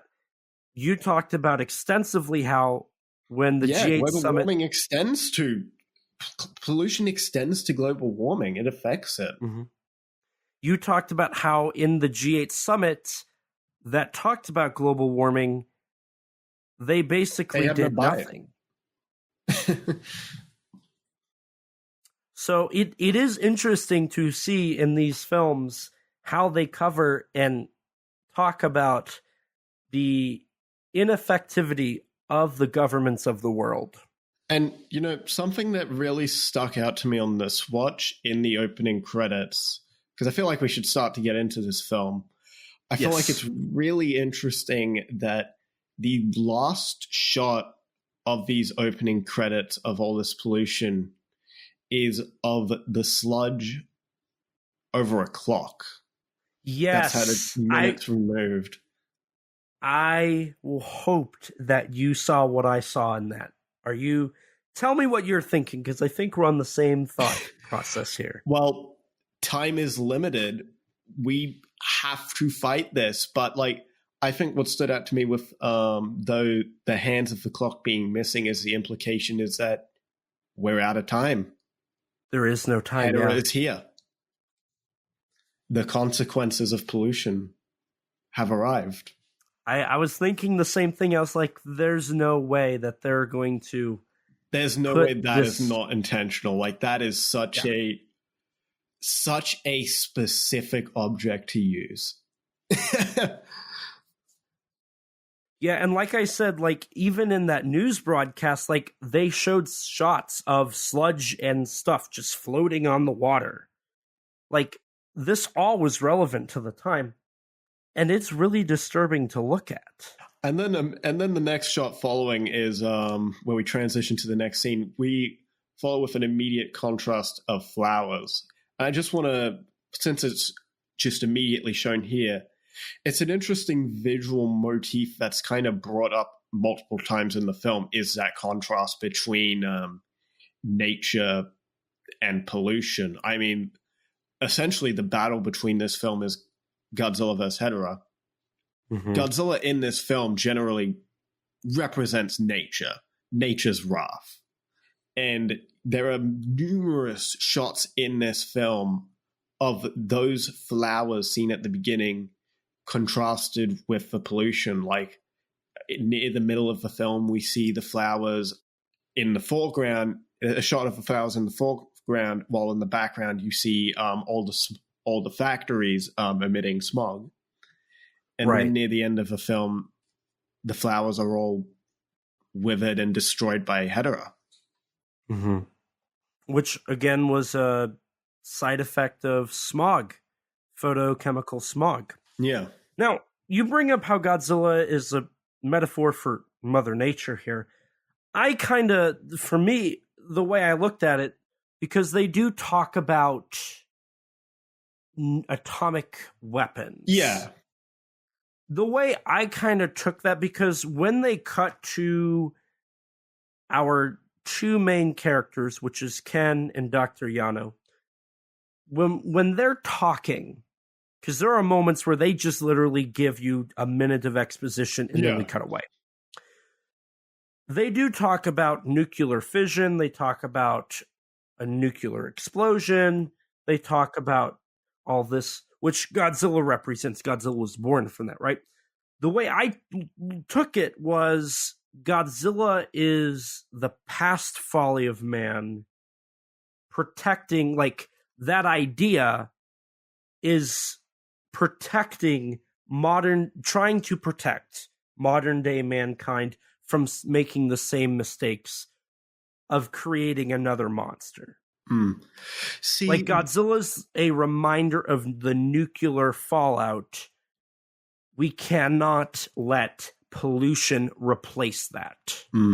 See, the way I kind of took it was that, with Godzilla being nature, Godzilla fought against mankind in 1954 directly because mankind's nuclear proliferation was a threat against nature. And in this film, he's fighting against pollution, Hedorah, which I think is also worth noting. Hedorah was propelled to Earth by a nuclear explosion in outer space as well. And there's a ton of nuclear metaphors for Hedorah that I don't want to bring up yet. I mean, the acid mist was also, it wasn't just inspired by the that incident with the high schoolers. It was also inspired by acid rain. Which we see in a very recent film. We do. So yeah, I think there's definitely a few different angles you could look at Godzilla, but I personally see him as a representation of Mother Nature trying to protect the Earth. Also, before we jump back in, I do want to throw out there that Hedorah appears within a minute of this movie. Yeah.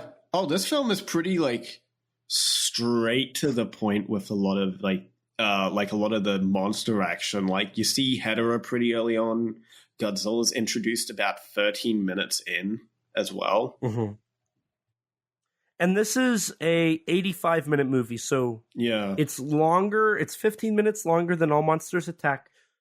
And it's honestly about par for the course for Showa Godzilla films. Right, but it's a pretty breezy watch, I'd say. It is. It is. Now, you were talking about the flowers, but are we really going to ignore Save the Earth? No. Or not Save the Earth, we should not. We should not ignore this song, because it's a banger. This is one of the Godzilla songs I do have saved on my film soundtrack playlist. Oh yeah, this is awesome. I love this song. And there's also like a fan cover, like a Japanese fan cover that's like a rock song that's also absolute banger. I feel like I've heard that one. You might have. I think I have. It's like they play the Godzilla theme as well in the video, like a rock version of that. Now, the lyrics to Give Back the Sun are actually pretty on par for everything we've established so far. I mean, the film is very direct with its themes from beginning to end. Mm-hmm. This film does not beat around the bush. It's whatsoever. Not particularly subtle, but I don't really care if it's subtle. I'm fine with that. I mean, it's not like 54 was very subtle either, frankly. And it's obvious that they did that for a reason, because they were trying to... This was a legitimately important issue. So I don't think you really need to be subtle. Mm-hmm. Right, like, we spent like 20 minutes establishing all the problems going on in Japan at the time. And All Monsters Attack had established it in the song for its movie. Right. And a couple of lines in that film. And it was a very big part of like just the setting as well. And before we started the recording, I made a statement and I wanted to make sure I brought it back. All Monsters Attack and Godzilla vs. Hedorah feel like they are great companion pieces. I was going to say, it's very funny that we actually decided to record these episodes one after another. We did not decide this intentionally, but it just worked out. Why do we keep doing this?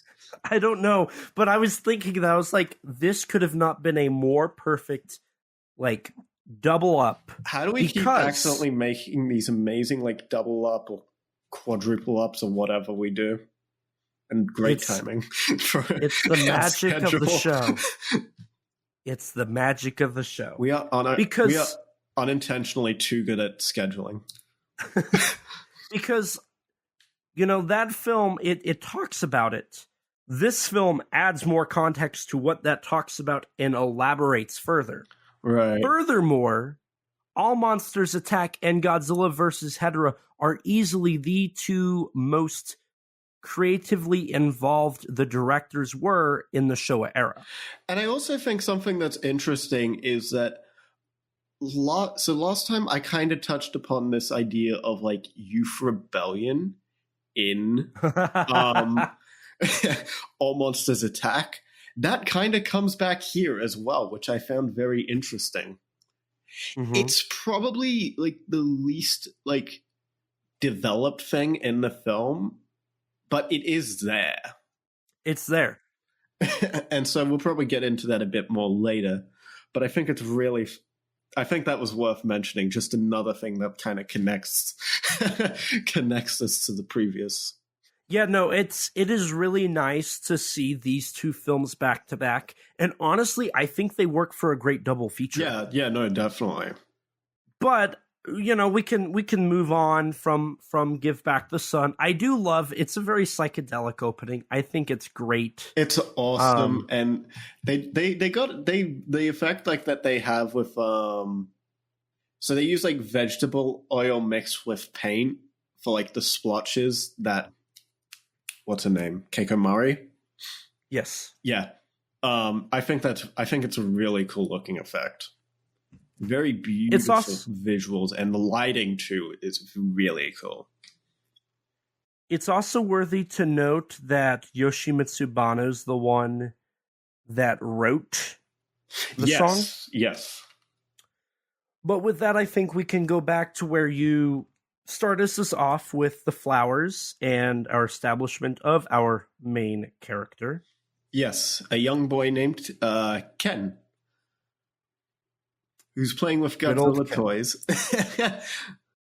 And then we're introduced to the rest of his family, including his father, mother, and uncle, strangely enough.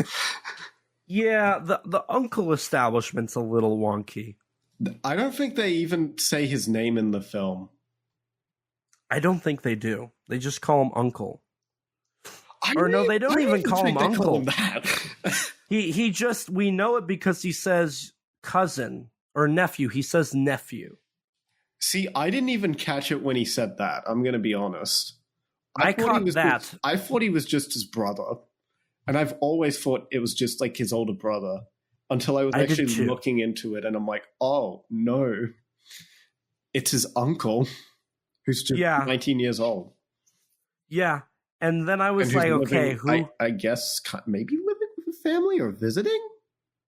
Maybe. Well, he has to be living because the fact that he knows people in the area enough to like invite them. True.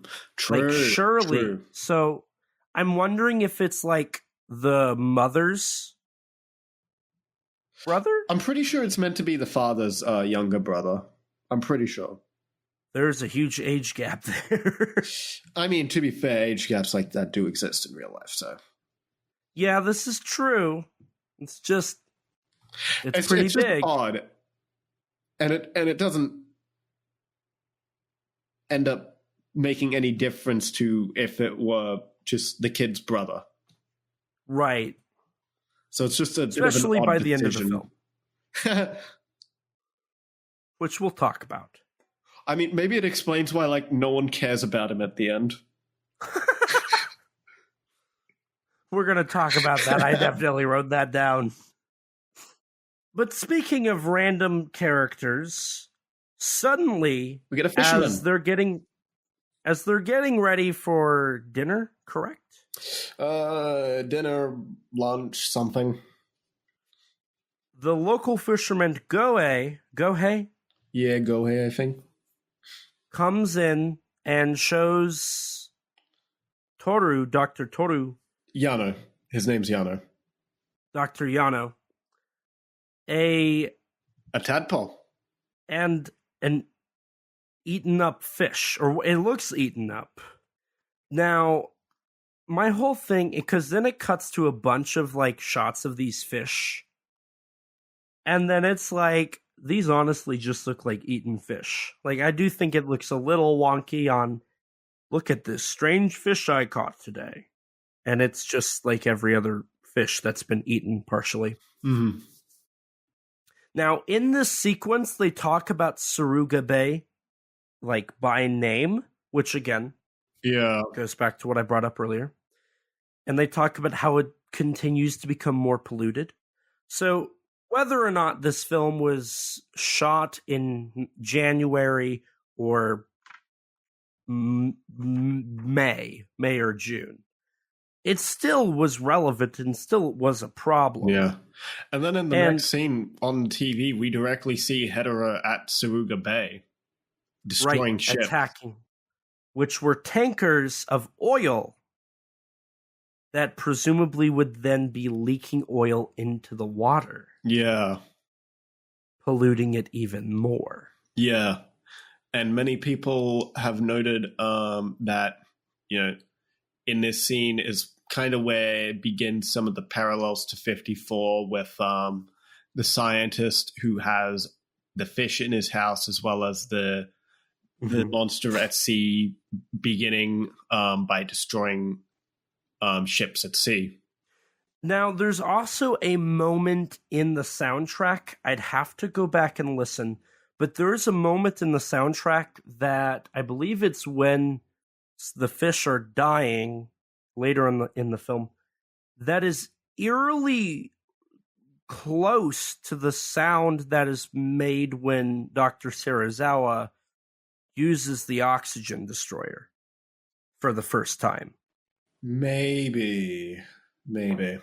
But speaking of the soundtrack of a film, I want to bring up as we go into the next scene where the father is looking for the Hedorah at sea after determining that the creature attacking Suruga Bay is like the tadpole, that the music in this film can be very eerie at certain points, particularly at the end of this scene after the father gets attacked by the small Hedorah. Yes, because for the majority of like the first third of the film, they play it off kind of like a horror movie, right? Like there's a lot of silent parts. I mean, even by the end, it's still using a lot of silence. Like even in the climactic battle, a lot of the moments where like the humans are luring Hedorah to like the to the giant electrodes, like those are largely silent affairs outside of the actual noises, the atmospheric noises and the noises made by Hedorah and the people on location. Like there's no non-diegetic sounds. There's no music for a lot of that. Yeah, and so would you classify this as atmospheric in its genre of soundtrack partially? I guess, yeah. So does this mark the second? So this one and -1 would be the two atmospheric ones then, right? Would you agree? I guess, yeah. At least from my memory. I don't remember if Megalon has an atmospheric soundtrack or not. I would presume probably not. Yeah, probably not. Same composer, but probably not.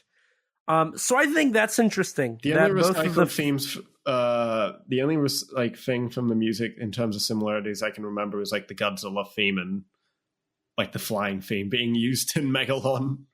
Right, like that. Yeah, and then some like the ending theme as well. Yeah, but going back into the film, yeah, this plays out pretty. It's almost like a horror film. I mean, I would consider this a kids' horror movie. Actually, that's a great thing to touch upon here. I would venture to say that Godzilla vs. Hedorah is one of 3 very obvious horror-esque / inspired Godzilla films. Mm-hmm. Now, obviously, like, there is an argument to be made, and I agree on this side of the argument that the entire genre, the entire franchise has horror connections, has horror. I mean, I would strings call attached. the Godzilla franchise a horror franchise, even if most of the movies are not horror, right? And are more action it's films. It's just like how, Abbott and Costello meets Frankenstein is a horror movie. I mean, that's a horror comedy, right? Which I'd argue that some of the Godzilla films fall into that category, or they fall into horror action, because like Aliens is a horror action movie. Yeah. The list goes on and on. But this is one of the 3 that I would argue are pretty well horror based. And honestly, the other one outside of 54, I would say is kind of tangential, kind of, how would you say it? Loosely horror. I would say it's more of a satire and an action movie, and that's Shin Godzilla. Maybe even more of a thriller instead of a horror film. Yeah, I really would. I wouldn't quite call Shin. I would say this is more of a horror film than Shin is, frankly. Yeah. Hell, I'd say -1 is almost more of a horror film than Shin. I would agree. Honestly, yeah, because that film beginning sequence that scares the hell out of a ton of people. Yeah. But I kind of interrupted you, Rex. Do you wanna dive back into this sequence? Dive. I see what you did there. With the father diving into the sea to find more of the tadpoles, played by Yoshimitsu Banno for all of the actual underwater shots, outside of like a few shots on like the soundstage with the actual actor playing the father. And then he gets attacked by Hedorah. The kid also gets his hand injured by Hedorah. Yeah, and during that sequence, it's not very obvious, but it is compositing. There isn't a lot of compositing in this film because they were actually they were strictly limited on how much they were allowed to do, and most of the composites that they do in the film are actually like pretty simple compositing techniques compared to some of the other films. But they look really good. Yeah. Like the compositing in this film is seamless. Yeah, there's only a couple times where I actually really notice it. And there's a couple nice matte paintings too that honestly I almost missed. Like if I wasn't kind of looking out for them, I probably would have missed, and I have missed them on previous watches. Yeah, honestly, this is film kind of for Nakano's like freshman film.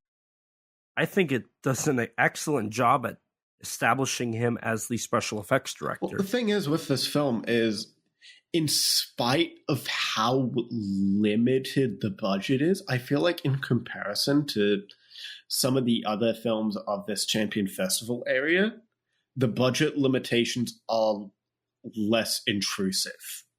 Oh, yeah. And I think a lot of that comes down to the lack of stock footage in this movie. Oh, yeah. Probably the most, the biggest intrusion of the budget limitations, I would say, is the lack of buildings in the climactic fight, because there is barely any scale in that fight.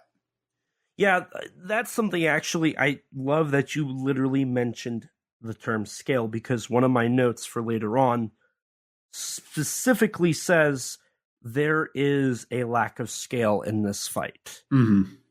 Because that is the biggest problem with this movie. I'm going to come out and say it right now. The biggest problem with this movie is it does not feel like there's scale in 90% of the monster action. I feel like the scale is mostly fine in before the climax. Actually, I'll say this: any shot without Godzilla has scale. Yeah. When they put Godzilla in, the scale somehow is gone. See, it's the scale for Godzilla is mostly fine in the first two fights, except for some shots where Godzilla, there is literally no buildings next to him. It's just him standing on stage. Those shots, there's no scale, and that's where I first noticed it. But it becomes a really bigger issue in the climax, where genuinely, there's a really wide shot where Godzilla and Hedorah both just look like action figures. But yeah, following this sequence, the father and Ken survive, but they're both injured. Ken's arm having to get wrapped up, and the father having burns all across his face. Which, okay, tell me if I'm wrong here. Well, first of all, I love how they don't tell you what happens to his father until the next scene. They literally leave Ken standing on the beach screaming out for his father. Yeah, with the eerie music as well backing it. Yeah, tell me that is not establishing Hedorah as a true threat. They're great with that, with Hedorah. And there's a constant, building upon it all. There's this mounting... Hedorah is a mounting threat throughout the film. he's becoming stronger as it grows, and like it eventually gets revealed that not even Godzilla can actually defeat him on his own. Mm-hmm. Which, you know, coming off Godzilla Kong the New Empire, where there is literally no tension in the film because the film does such a horrible job at establishing a threat, this is a very nice contrast. Yeah, and I think one thing that they do great with Hedorah is, unlike, I mean, the only other character there's two characters that I can think really did this, and that's Kamakris and Kumonga. But outside of that, the rest of the monster catalog doesn't really go after humans, like, specifically. Yes, and that was actually something I meant to bring up before, was that, you know, with the scene of Ken and his father getting attacked. The thing is, in this film, unlike some other Godzilla films, particularly of that time, like, every one of our main cast members gets at one point involved in the action a little bit. Even the mother gets her class gets attacked by Hedorah. Right. And I would, real quick, because some people might argue, oh, that's kind of like, what are the odds? You know, the movie magic thing. I think that more establishes the idea that this is not the threat of pollution. Yeah, that it's a ever-growing thing that everybody has to deal with. It also just adds more tension to the film. It's not really an issue, especially given, like, the film, you know, these characters are living in essentially what at the time was basically an epicenter for pollution. Obviously, Hedorah's going to be there. Exactly, and I love that. And the fact that they're able to, like, make it so Hedorah attacks individuals. Like, even on at his final form, he attacks individuals. Yeah. That is like, Hedorah is almost like a slasher villain, a slasher horror character. And that is such a unique concept to the Godzilla franchise. You know, outside of Hedorah, I think of the Mega Nula, which is tiny, you know, human-sized. I think Rodan, because Rodan went after specific people. And then Ibra, and then Kamakris and Kumonga. But they were looking for food. Here's the thing, right? Here's the thing as well, and we'll get more into this later, but I think it's really interesting that this is, I want to say this is the first Godzilla movie since 54 to have a main member of the cast that isn't controlled or influenced by an enemy faction killed. Yes. The only ones in that camp are, like, Miss Namikawa from Astro Monster. Right. Right, because I'm trying to think here. So you're talking like Dr. Serizawa. Yeah, Namikawa. And then Kobayashi. That's true. I actually forgot about Kobayashi. That's true, actually. But I think those are the three? Yeah. Is there any others? The closest thing to a fourth would be Yoshio Tsuchiya, but he's not really a main character in Destroy All Monsters. You're right. And then, yeah, because... And that's about it. So I think that's something that's really interesting as well. But I do want to get more into that a bit later, when that becomes more relevant. So yeah, we get some reporters taking some photos of the Doctor as Hedorah continues to, you know, attack ships. We transition also to an animated sequence. Before we do, I think we also need to talk about what you could interpret Dr. Yano's burns as, because I think this is another direct reference. Or? Yes. I think that's something that this film also does very well, is the keloid scarring idea. You know, the burns that both Ken and Dr. Yano have. And the interesting thing about them is that they never heal. Correct. Dr. Yano actually gets in worse condition as the film goes along. Because for a little bit, he's still able to get up and about up until about the middle of the film, where he's bedridden, basically. and has to be carried by his wife to the location of the climax. Right. And and we know that Hedorah is nuclear. They established that later on in the film. But I can't help but feel like this is almost as if a Godzilla 2.0 is here. A 54 2.0. Yeah. You know, the idea that Hedorah is a walking nuclear weapon. Yeah. A walkular weapon, yeah. Now, going back, after that, you brought up the animated sequence. Mm-hmm. Something that I thought was actually really, really unsettling and maybe symbolic here. During this sequence, Hedorah, of course, is drinking oil from a ship, but Hedorah is huge compared to the ship.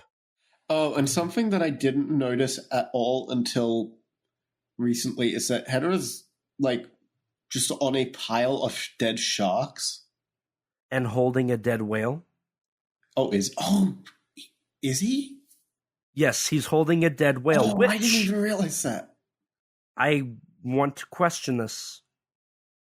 There's always this question if this is a reference. Could that be a subtle hint at Godzilla? I feel like that's more just a hint at Hedorah's murdering wife in general. Perhaps. That's always something that, is thrown in as a reference is, the Kujira, used as part of Godzilla's name. And the size Hedorah is, at that point, he probably could pick up Godzilla like that. But yeah, these animated sections were generally included to serve as fun scene transitions, and B, to kind of explain the plot visually to children as well, and keep the film engaging for them as well. But after that, we transition to a beautiful entrance for Godzilla. Perhaps one of my favorite of the series. Where he's just kind of walking? Yeah, back by the sun. It's beautiful. See, I remember people back in the day, so I guess this is where we can, because for the past few episodes, I feel like we've been talking about the nostalgic opinion. The opinion that was once popularized by Mr. Angry Video Game Nerd that became the rule of the land, and we push to not replicate in our opinions. I know a lot of people complained about this movie, and one of their complaints was how Godzilla's just kind of walking with stupid music in the background. Well, those people are lame. Honestly, I was just like, oh, this is fun. I'm down with this. Godzilla's chilling. I think it's a cool shot. It's beautiful. As long as you ignore the little continuity error. Which is? Godzilla's hand. It's burnt. Oh. Yeah, pay attention to his hand throughout the movie, and you can see a fair few continuity errors. And it's like screen direction corrections throughout. Because sometimes it'll just swap sides of what hand it's on. Oh, really? Yeah. If you pay attention in the final fight, you'll notice some scenes it's his right hand, other times it's his left hand near the end, I think. Oh, well. Continuity was never Toho's biggest thing. Screen direction mistakes like that happen. They do. It's something Hollywood that's films. Common. Pay attention to Dan Stevens' hair next time you watch Godzilla Kong: The New Empire. Yeah, this is a pretty cool scene. We got Godzilla fighting the sludge in Ken's dream. Which, in this sequence, it's the return of the 1965 suit in one of its 3 shots in the film, correct? Yeah, something like that. I wasn't counting. Just kind of establishes Godzilla's here and he's fighting against the pollution, essentially. But yeah, we get the dad learning a little bit more about Hedorah and his origin, learning that Hedorah is a living mineral, but still not quite understanding what Hedorah is. Right, and then in this sequence, it ends with Dr. Yano and Ken in his laboratory kind of messing around with the tadpoles, and they find out that due to fission, the pieces of the larger tadpole come back to life, and when they are put together, they merge into one. The idea of Hedorah growing is also multiple Hedorahs coming together. Yeah. Which does set up for the very, very end of the film where the idea of multiple Hedorahs comes back. Then transitioning to the next scene, Hedorah is approaching the port as we go to a nightclub. Which, now, during this sequence, he's just kind of chilling while they're partying. Yeah. But this is intercut with Hedorah attacking the factory. And Hedorah, yes. Now, the cinematography of Hedorah attacking at night in this sequence is beautiful. Yes. Honestly, almost every sequence with Hedorah looks great. Like, just by himself, he looks fantastic. Yes. Hedorah solo is so good. Like, honestly, this is one of the rare occasions where Godzilla coming in, Godzilla's low-key kind of the worst part of this film. Yeah. Low-key the weak link. And I don't think that's something many people have said. So there's your unique Kaiju Conversation take.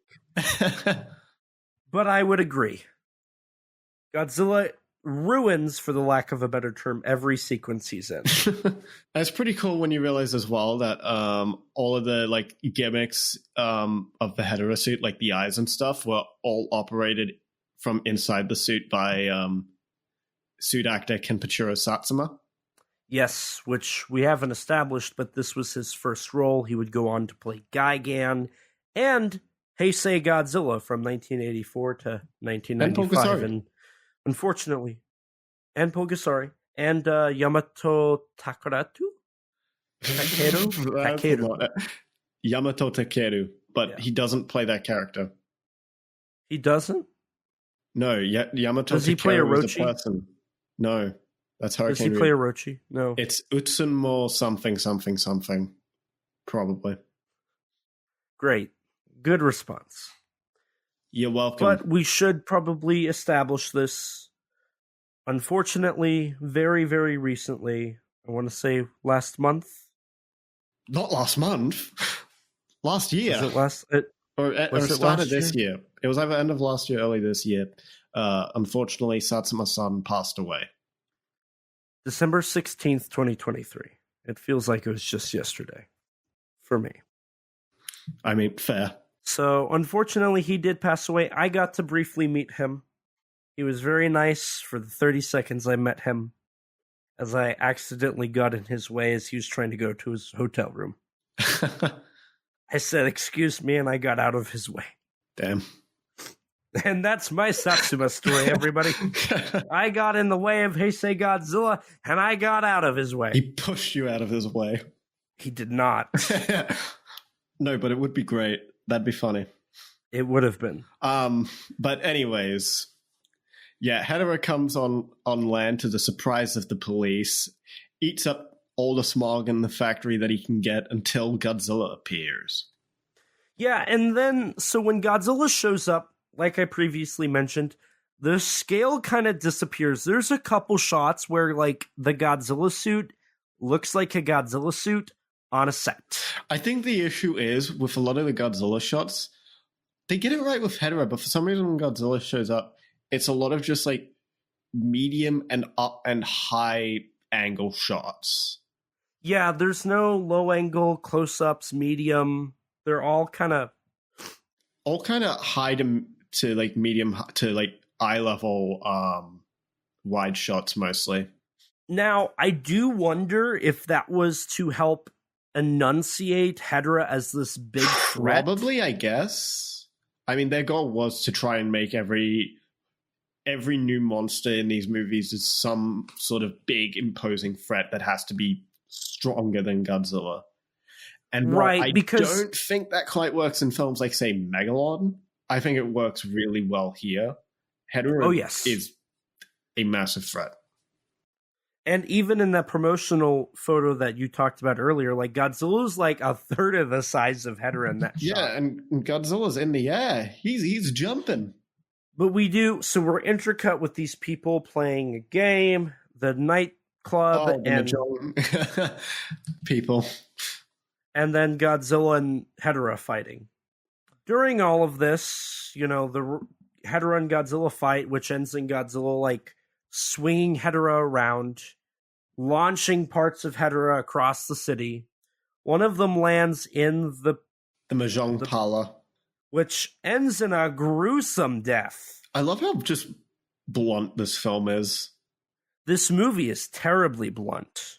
Speaking of bluntness, I think we are going to take a stop here, because after this, we cut to Tomoyuki Tanaka's favorite sequence in this movie. Oh, the fish mask scene. Everyone's favorite scene in this movie, I'd say. So, is he under the influence of some edibles? Is that what I'm picking up? According to Banno, no, that was not the intention. I think the actual intention was something like this is meant. It's meant to represent the. I should have written down the whole quote. Something about the actual environment, messaging. Hey, this is going to happen to you, or something like that. I don't remember the exacts of it. There's a quote out there from Banno. I should have written down. Shame. But yeah, because Banno didn't intend for him to be under any drugs, and he's talked about how a few years later, drug use amongst youth would become a popular topic in the following years. But at the time of the film, that wasn't really a big issue that he particularly knew about or wanted to explore. Gotcha.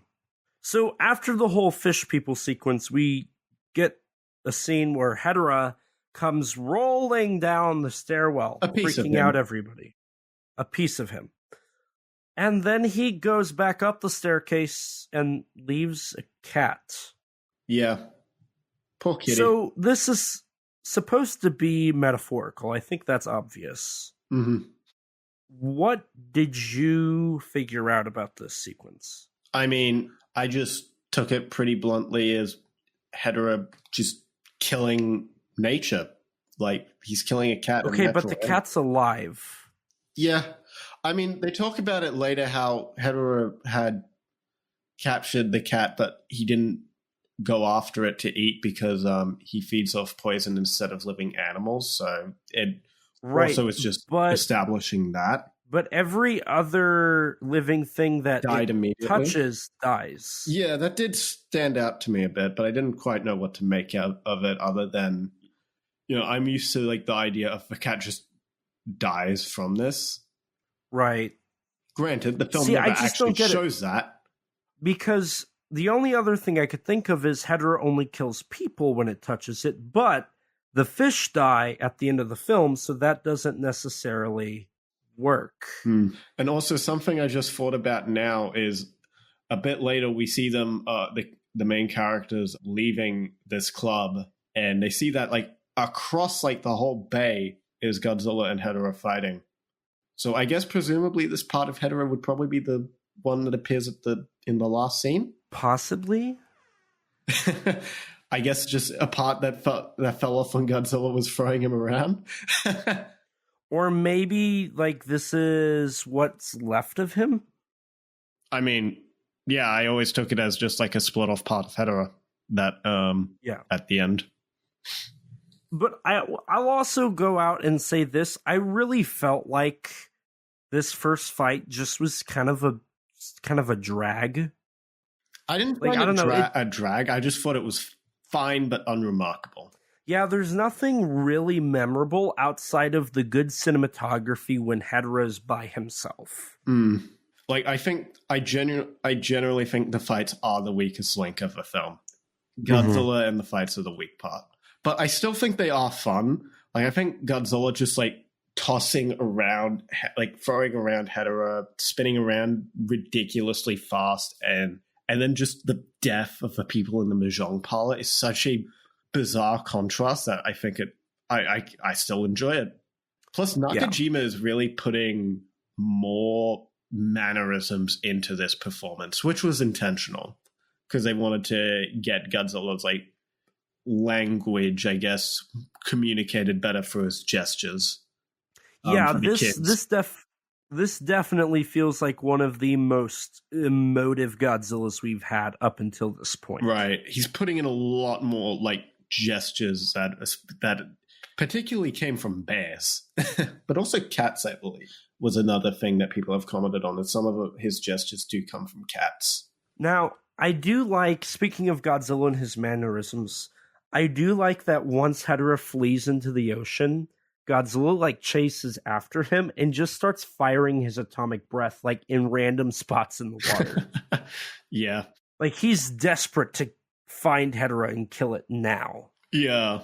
The following day, Ken, his father, and the rest of the family go exploring the area where Hedorah and Godzilla fought to investigate some pieces of the creature that has fallen off and dried up from sparks that were emitted during the fight. And another thing is, in this sequence, it's established that Hedorah has a corrosive material that corrodes any metal it touches. Yeah. Now, during this sequence, they end up taking the parts of Hedorah back to his lab, Dr. Yano's lab to be specific, and they find out he's created by an element called hedrium. Yeah, and that's where we get some more of that establishment of the sulfuric mist. And did they establish anything else in this scene? I don't think they did. They talk about how it's the same acid that burned Dr. Yano's face. They even question, if Hedorah's consuming the pollution, does that help the planet? Oh, yeah. The uncle asks that. And then it's established that no, it actually makes things worse. It's almost like that's what King of the Monsters should have done with the nuclear energy. Shh. That's a discussion for another episode that I imagine at this rate will be 7 hours long. When it'll be in 2032 when we get to that. It's fine. I don't think so. Nobody will remember this episode by the point we get to it. But during this whole sequence, then they start talking about where Hedorah came from. And this is where we learn that he comes from space in a dark nebula from the Orion. The dark gaseous nebula of the Orion, yes. And so, we get this establishment, but then they kind of drop it. But this is how they do it, right? They have Hedorah sequence, Godzilla sequence, exposition for minute, setup for next sequence with monsters, monster sequence, Hedorah sequence, minute of that. They have a rhythm here. And they just follow through with that rhythm. Speaking of which, next scene is another kind of infamous moment on the roller coaster where the kid just spots Godzilla briefly approaching. He runs off, and his uncle and the girlfriend just don't go after him. Yeah, he's an awful uncle. Let's be real here. Yeah. I don't think he makes one good choice in this entire movie. Yeah. Maybe there's a reason they chose to forget about him later. He's the problem child. Here's the thing. He's an adult and he's living with his brother or sister. Either or. It's definitely one of the two. He's 19. I feel like that's a pretty common situation. But he's not living with the parents. He's living with his brother. They could have been killed. They could be killed. Well, we don't know. We don't know. He's a screw up. Whatever. He spends his nights in nightclubs getting drunk, seeing fish people. Well, look, we can't all be winners. He lives a sad life. Hey, he's doing fine for now. He was once a prodigal child. He was going to be the big guy. And then he fell out for this girl who dances at a nightclub, possibly naked. And he spends his nights sitting watching his naked girlfriend dance in front of at least 100 men, getting drunk, trying to forget what he's in. He also knows how to play the guitar. He's a rebel. A rebel without a cause. I'm going to throw you off a bridge someday. Thank you. Thank you for coming to my TED Talk. I should be paid for my attendance. Anyways, so Hedorah attacks. His sulfuric acid mist leads to the Nakano moment of the film. Yes. So, real quick, so Ken runs to a phone booth. If you don't know what those are, look them up. They're a place where you could call I think most people know what a phone booth is. They do still exist. You'd be surprised. In America, they don't. And most people don't know what a phone booth is. That's America. I think your country has a lot of issues at the moment. So, well, you have to remember, this podcast is a international co-production. So you have to go and cater to both sides of the Pacific. You've never thought about that one, have you? Well, you've said it before, so actually I have. I don't think I've said that this is an international co-production. Yes, you have. I thought I came up with that very recently, and I thought I was smart. No. But on the phone with his father, suddenly explosions happen.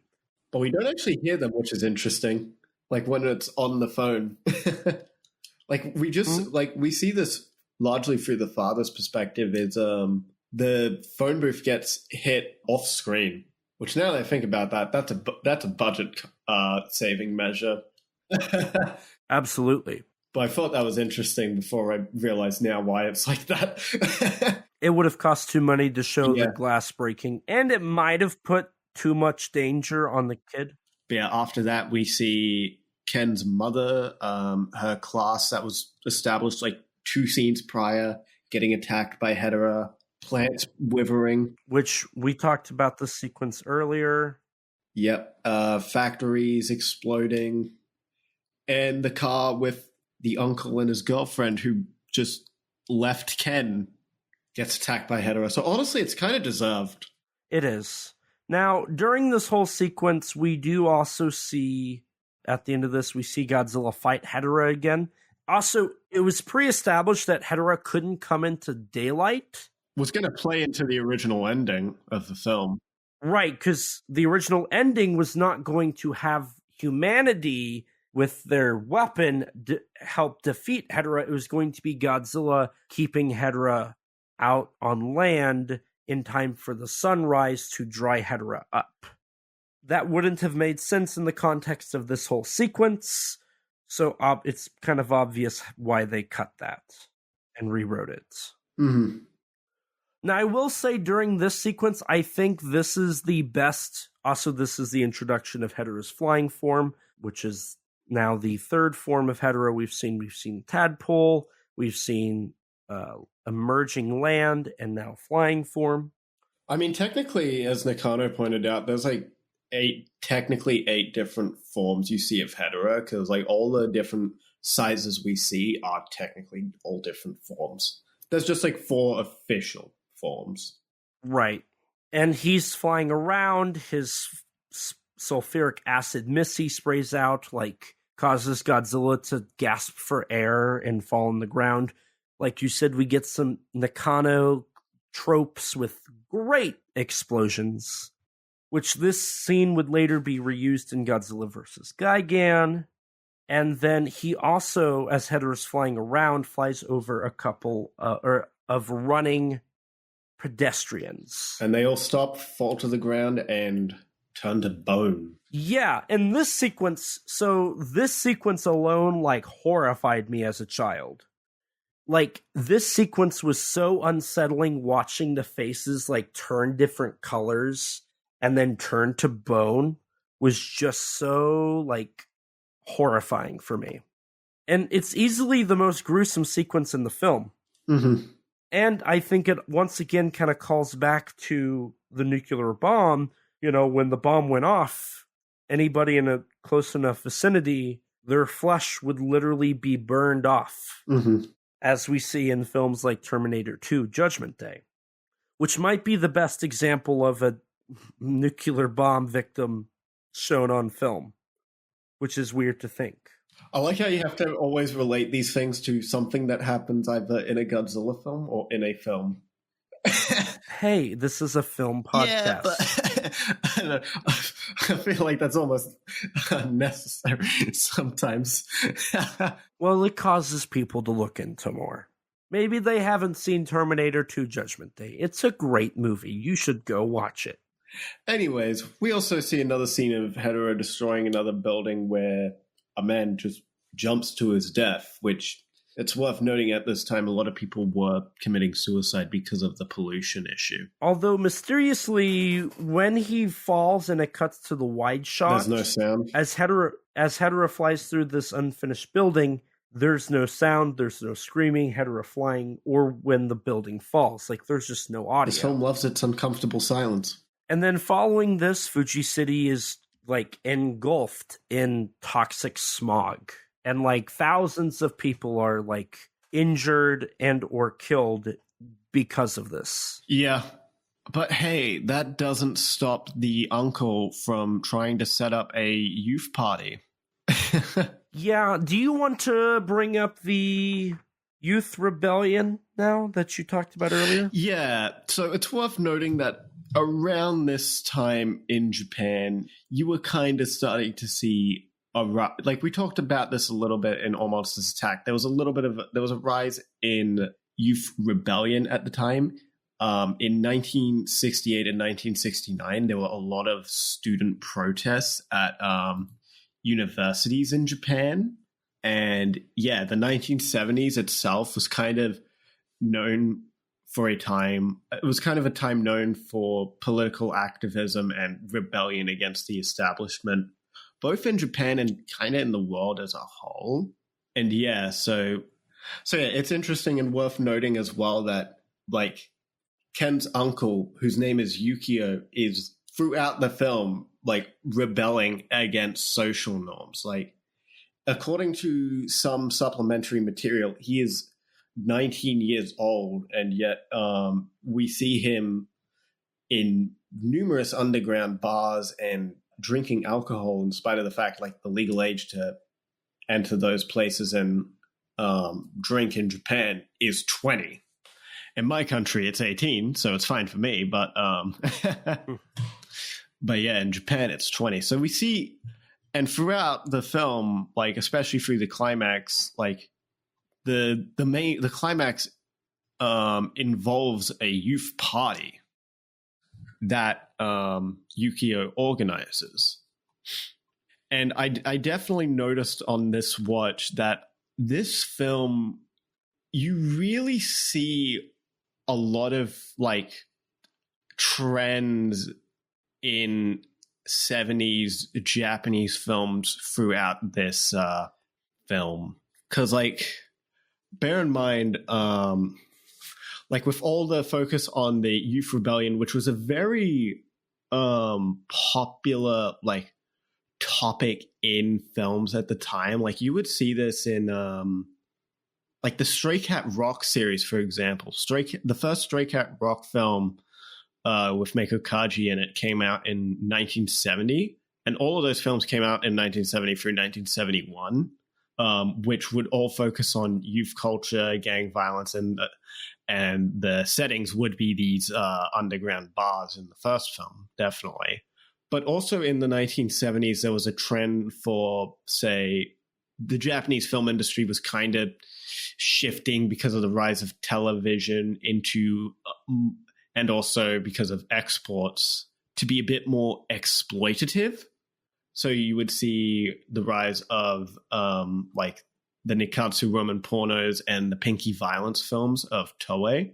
So you got like Stray Cat Rock, the Delinquent Girl Boss series, Female President Scorpion, Kinji Fukasaku's like Yakuza Papers series. And I think it's worth noting, like with that whole violence angle, is that this film was very much intended to play more into that. Nakano wanted this film to be more violent. The only reason it is not more violent than it is because they had a child audience, and he realized he would have to tone it down. So like Godzilla's hand melting was near the end was supposed to be shown like much more graphically near the end of the film as well, when Godzilla is literally tearing apart Hedorah, it's pointed out in the commentary that this is, in the days of Tsuburaya being the special effects director, something like that would never happen. You wouldn't see Godzilla just tearing apart another monster piece by piece. And originally as well, Hedorah's insides weren't supposed to, it wasn't supposed to be just his whole body is black sludge. The inside was supposed to be red. So Godzilla would just be throwing out this red sludge intentionally meant to resemble blood. So I don't know. With that, you can kind of see you can see a few trends of the 70s film industry in Japan kind of bleeding into this film, I feel like.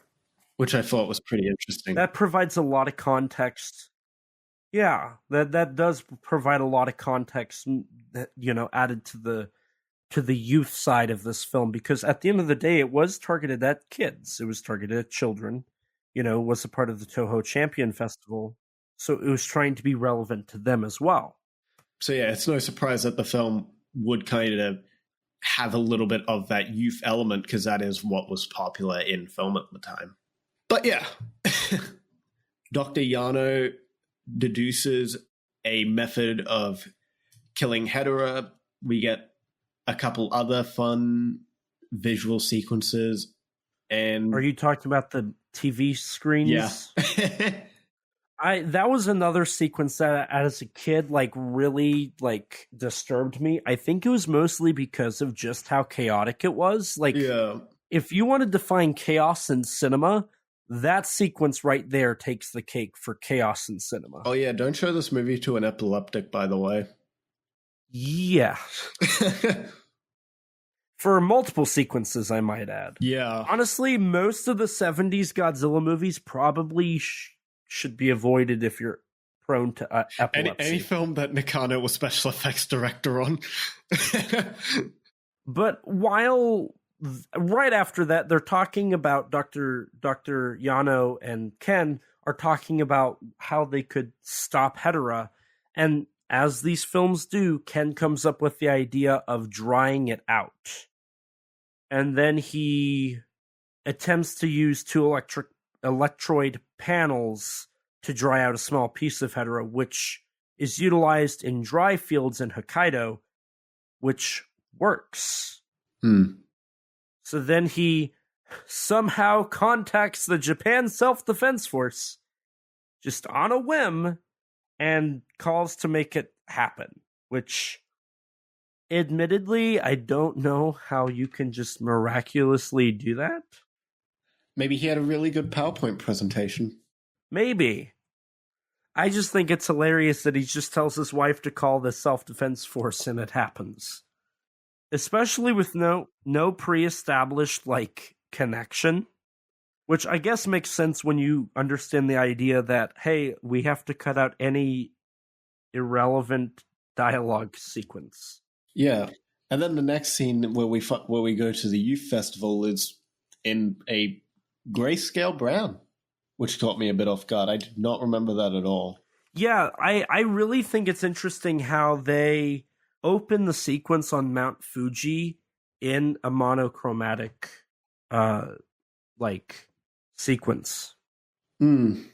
Before transitioning back to color when Yukio starts playing the guitar, I guess brings life to the event. Yeah, and I do love how when he strums his guitar and jumps up, suddenly the film, it turns back to color. I think that is a very nice touch. Yeah. And then immediately after this, we get a glorious rock performance by the teenagers, which I was wondering, so as I previously established, there was a noise control act that was refined. I do wonder if the rock music from the teenagers is an allusion to that, because it is very loud. It's actually pretty heavy rock for 70s. We're talking Zeppelin or Black Sabbath, which was considered heavy metal at the time, funny enough. I do wonder that. I know, like, in connection to those, it's talking about factories and how loud they were. But I do wonder if that was a subtle callback to it. I don't have any confirmation, but that was just a thought I had. Maybe. And then we get a weird shot of a group of old people just staring. See, I've heard this sequence kind of, people have interpreted as like the old generation's watching as the young generation is stupid and is without care. Cowlett, I think, mentions that, but I kind of took it a little differently when with the scene where Hedorah shows up and attacks them. I didn't quite know what to make of it in this moment, but I kind of had a thought when Hedorah attacks later. Speaking of which, Godzilla shows up, Hedorah flies over, kills all the fish in Dr. Yano's home, and then arrives at the youth festival. Which initially people said he couldn't he said he couldn't climb Mount Fuji, like the news reporters stated that Hedorah probably wouldn't be able to climb Mount Fuji, but as Hedorah continues to get bigger, like, those type of problems continue to just no longer be a problem. I mean, it's worth noting that the military is, and just like the general like authorities are pretty incompetent throughout the entire film, beginning to end. Yeah, especially in the end where they're most prevalent. Yeah, like the film goes out of its way to highlight that at multiple scenes, in even like a Shin Godzilla-esque moment with like, what? Hedorah can't come on land? That's ridiculous. Yeah, earlier in the opening sequence of Hedorah being on land, that's right. At the factory. But yeah, Hedorah attacks. We get a cool reveal for the final form. Very sparkling final form, I must say. Yeah, the Hedorah like form changes is beautiful. I think it's really effective. Oh, I wasn't even referring to that. I was referring to the fact that the suit is literally sparkling. Because it put like a glitter on it.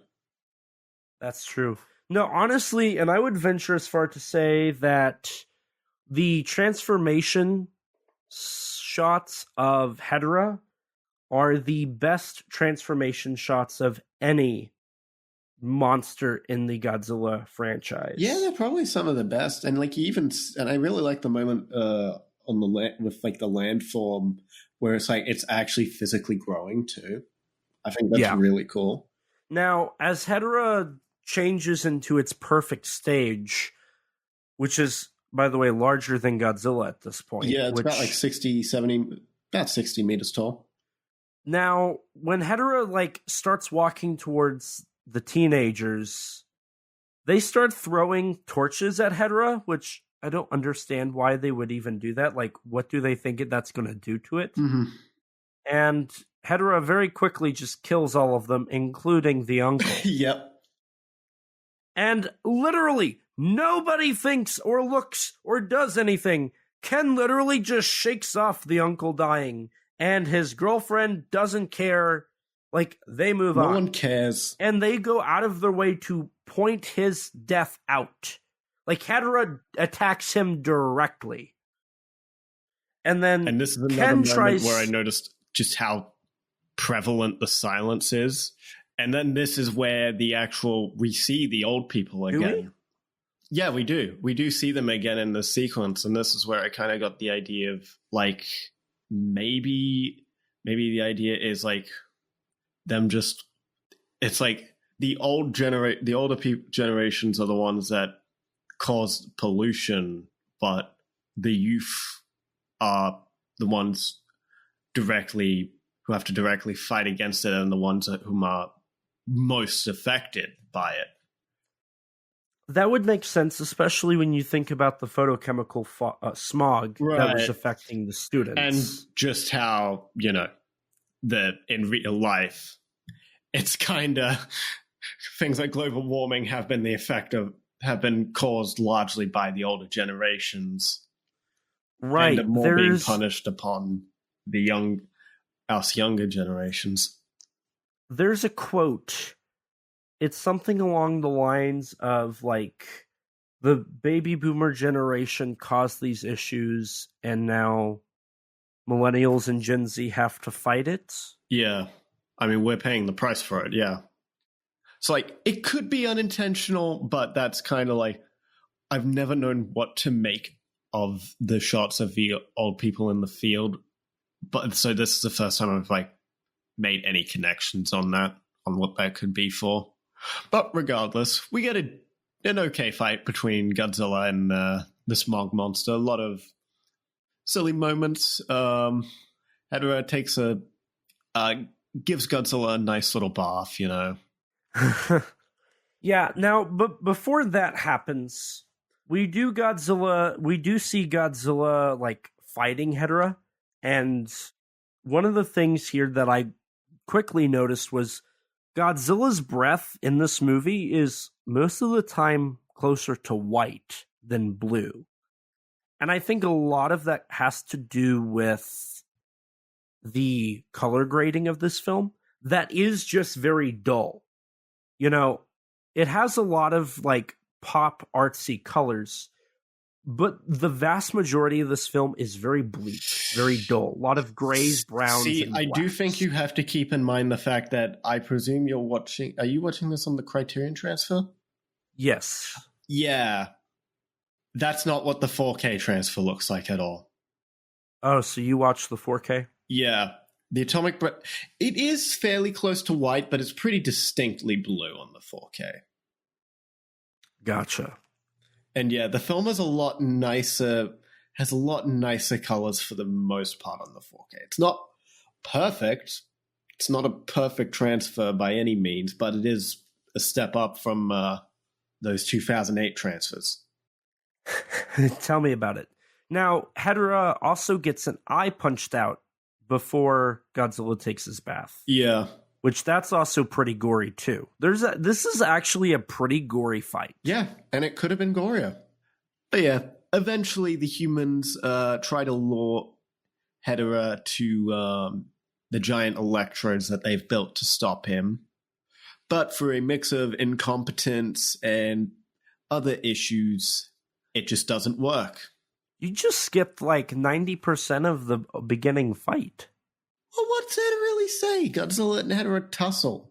Brother, we're like... Godzilla loses an eye. Okay, and most people know Godzilla's that... hand turns to bone. You have to understand, we're almost at hour 4. We don't need to go over beat for beat the entire fight. People can watch it for themselves. I mean, I think it's important to note Godzilla's eye is gone. I mean, whoop-de-doo. Poor guy. He'll get it back next movie. It's fine. We get some more of the Gargantua stock footage as well, with some of the military men and the trying to fix the electrodes. But before they can do that, Godzilla comes to save the day and power up the electrode thingy machine, seemingly killing Hedorah before another one emerges from its corpse, leading, of course, to everyone's favorite scene from this movie. Yeah, so Godzilla starts flying to find Hedorah and quickly catches up, only to bring Hedorah back to the electrodes, and then using his atomic breath charges up the electrodes and kills the other one, and then tears it apart bit by bit.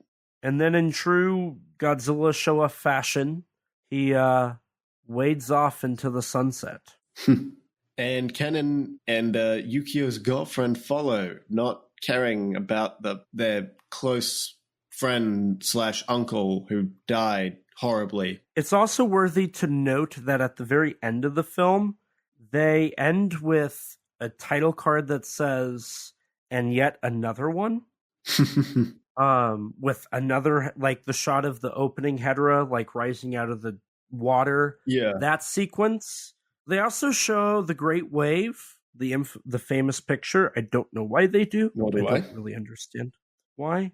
But it's important to note that apparently there was no script planned for a Godzilla vs. Hedorah 2, according to Yoshimitsu Banno. While it is listed as a scrapped film, the whole Godzilla fighting Hedorah in Africa, that isn't actually a real thing, according to Yoshimitsu Banno. That doesn't exist. It's not real. Mm-hmm. But hey, that was Godzilla versus Hedorah. So, do you have any final thoughts, Rex? Well, I think my final thoughts are pretty simple. Banger movie. Probably, I don't want to spoil my ranking, but one of the higher ups in the show era, you could say. Yeah. See, Godzilla vs. Hedorah is it's, as we've established, a pretty bleak film, and it's very obvious it's a Mabuchi script. Yeah, and I think that shines through very well. I think this is his best script from the Godzilla franchise, which that's only 2 films. Which is ironic when you consider that Banno says most of it was basically his stuff. Yeah, perhaps they had a similar outlook, I don't know, or perhaps just his influence is written all over the script. But I do love how it's a very mundane film. I think the cinematography can be great at times, but there's also a lot of times it can be kind of bland. Probably some of the blandest in the franchise up to this point. I don't know. I think the drama stuff looks fantastic. Yeah, I would agree. It has some of the greats. It has some great, but its bad stuff is pretty bad. I don't know. I feel like the only real issue I have with the cinematography is the scale for Godzilla. Yeah, I would say this easily has some of the this has the second worst cinematography for Godzilla in the franchise. Oh, so I would not say that. So far. Okay. As so of far. To this point. Okay. There's better like examples, but up to now in the films we've covered, I guess GXK has worse. But I would say this is only beating Raids Again and GXK in terms of cinematography for Godzilla. I think all the other films do a better job at it that we've covered. I do think this is easily the most experimental of the Showa era in general. As many have noted.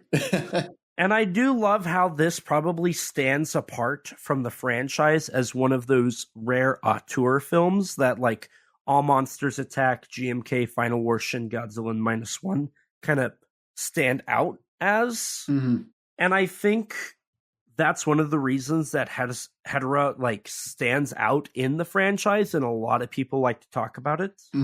I used to really hate this movie. I think it comes down to the whole, as a kid, I was horrified by it. Before I watched a lot of cinema, I thought it was too weird, too experimental for my own liking. But honestly, upon my rewatch, I know I said it's experimental for a Godzilla film, but I think it's still pretty safe. I think there are brief moments in the film that are a little kooky or wild or crazy, but in the grand scheme of things, this movie plays along the lines of a pretty basic monster Godzilla movie. It's only got a few moments that actually are that outlandish in terms of visuals or cinematography. And I really do see why this film is compared to Godzilla 54 now. And I think that's something that I learned upon this rewatch and upon my research that I conducted. But overall, I think Godzilla vs. Hedorah is a pretty enjoyable film. Like you said, it's kind of a breeze to get through. Yeah. It only really, I noticed a little bit of I checked the time at like an hour and 10 minutes. Damn. But I don't know if that was because I was rushed or because I was starting to get tired of the movie. I see. And one last thing I will say here, and this is something I've said multiple times, I think that this film does a great job as establishing Hedorah as one of Godzilla's biggest threats, almost on par with King Ghidorah and Mechagodzilla. More so than like something like Destroya. I mean, yeah, but Destroya is a bad movie. I'm not even talking about the movie, I'm just talking about the monster. Oh, well, surprise, surprise, bad movie does a bad job at setting up its monster. It's symptomatic of the issue, of the real issues in that film. But yeah, Hedorah is a better Destroyer. Now, with this, we've got, I believe, 4 things left to do. Oh, God, 4 things left. I'm going to die in the editing. So, Rex, do you want to do the ranking or do you want the cast and crew? Cast and crew, but you should speed through it. The cast for the movie include Akira Yamanouchi, who played Dr. Toru Yano, who was in Kanto Shindo's Children of the Atomic Bomb. Hiroyuki Kawase played Ken Yano, who was in Akira Kurosawa's Dotsukadan, Godzilla vs. Megalon, Return of Ultraman, and Mirror Man. Toshi Kimura played Toshi Yano, was in the 4 movies of Battle Without Honor and Humanity. Keiko Mari played Miki Fujinomiya, which this was her acting debut. Toshio Shiba, who played Yukio Kikuchi, who was the uncle, was in Silver Mask and Ultra Q, the movie. Yoshio Yoshida, who played Goe, was in Gamera, the Giant Monster. Gamera vs. Zigra, another giant monster movie from 1970. Where he plays a similar character. 100 Monsters, Ultra 7, Mysterious Operation, Superman Barum 1, Submersion of Japan, the television show, Go For It, Robocon, Jakar Dengekai, the Super Sentai show, Denshi Sentai Denjimen, Japanese masterpiece Ghost Story Theater. As previously established, Haruo Nakajima played Godzilla and Kenpachiro Satsuma played Hedorah.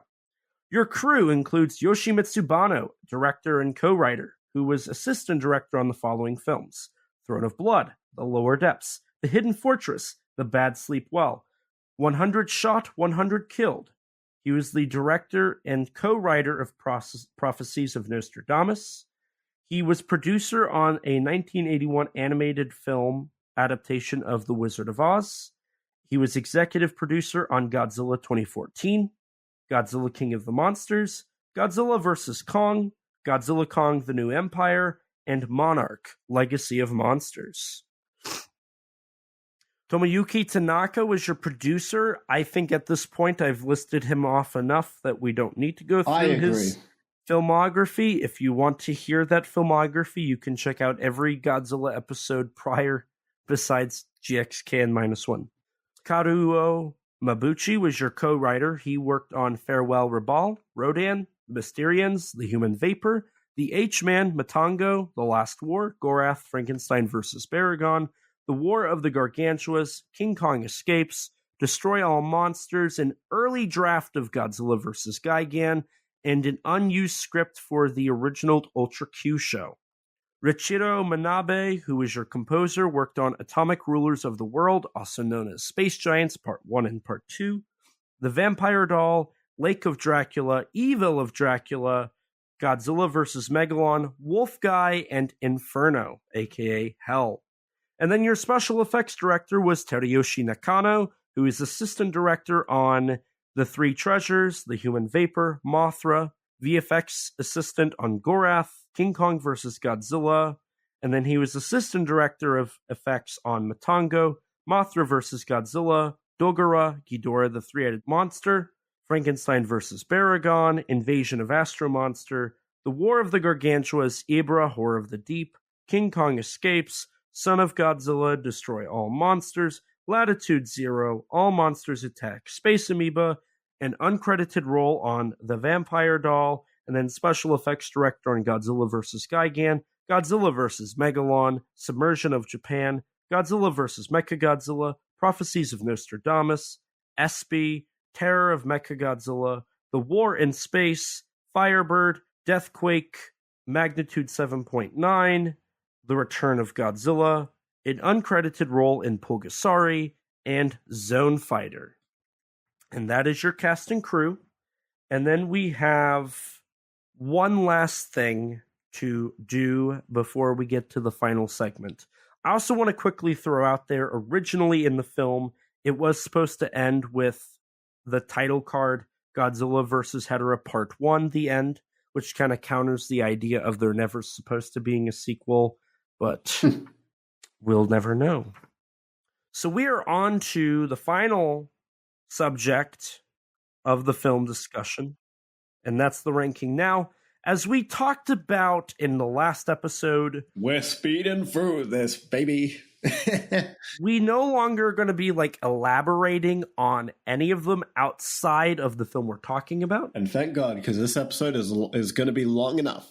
And so what we're thinking about doing is, after we get through the Showa era, doing a Showa era, a bonus episode covering the films, and then again after Heisei, and then again after Millennium, and so on and so forth. So, Rex, we're up to the lucky number of 13 Godzilla movies. I think at number 13, we've both got Godzilla Raids again. We do. Number 12, Godzilla Kong, The New Empire. Correct. Followed by I've got Destroy All Monsters. This is where we start to differentiate because I have Mothra versus Godzilla. And then above that, I've got All Monsters Attack, number 10. At my number 10, I've got Destroy All Monsters. So similar to you, but different. 9, Ibra. I have Ibra at number 9 as well. 8, Mothra vs. Godzilla.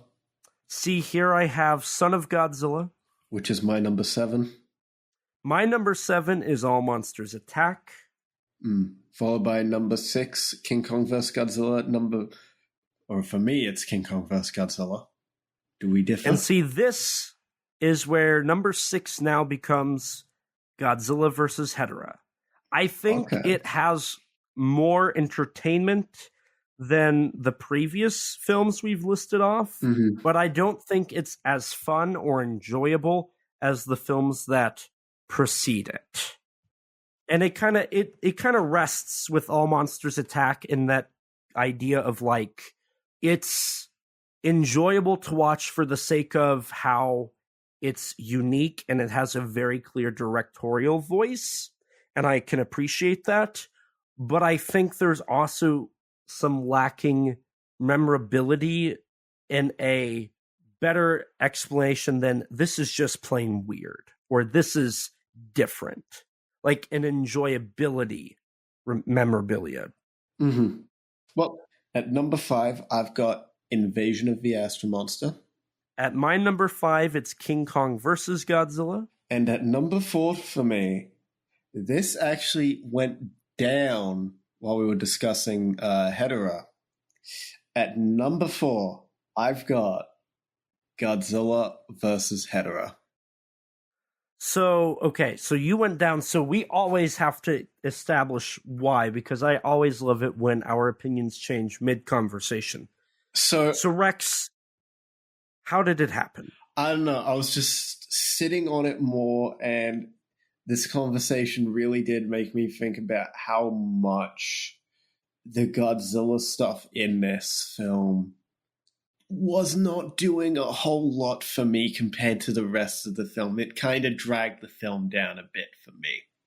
I think Godzilla's presence holds this film back, which is really unfortunate because I think we both love Godzilla, and on previous watches, I've always really enjoyed Godzilla in this film, but this time he just kind of felt like a hindrance. It's where the filmmaking ended up getting its worst as well, and yeah, a lot of his sequences don't do a whole lot outside of a couple fun moments in the fight.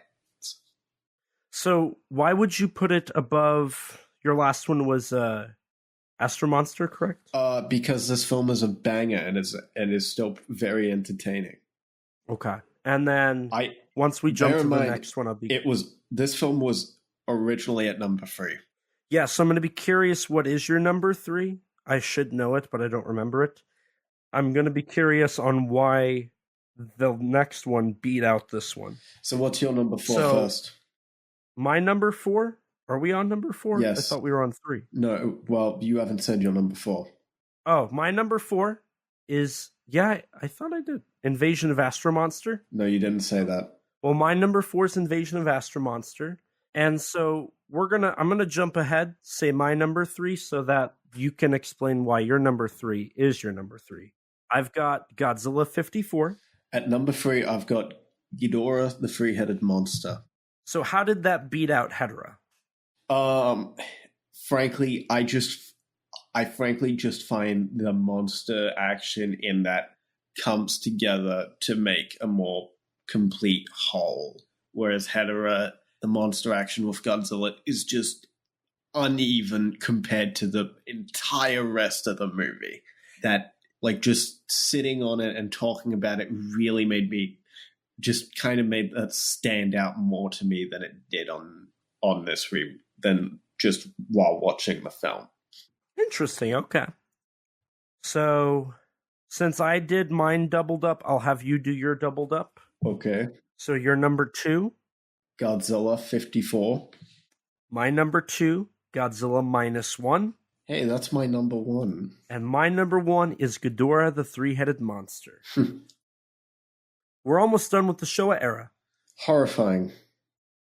It is pretty horrifying. That means we'll be, 17 films in, which means we'll be about halfway once we hit that Showa era. Don't tell me that. It's a little antagonizing. First, the 100 number. Now the fact that we're almost halfway through the Godzilla franchise. Don't tell me that we're getting closer and closer to the 90s.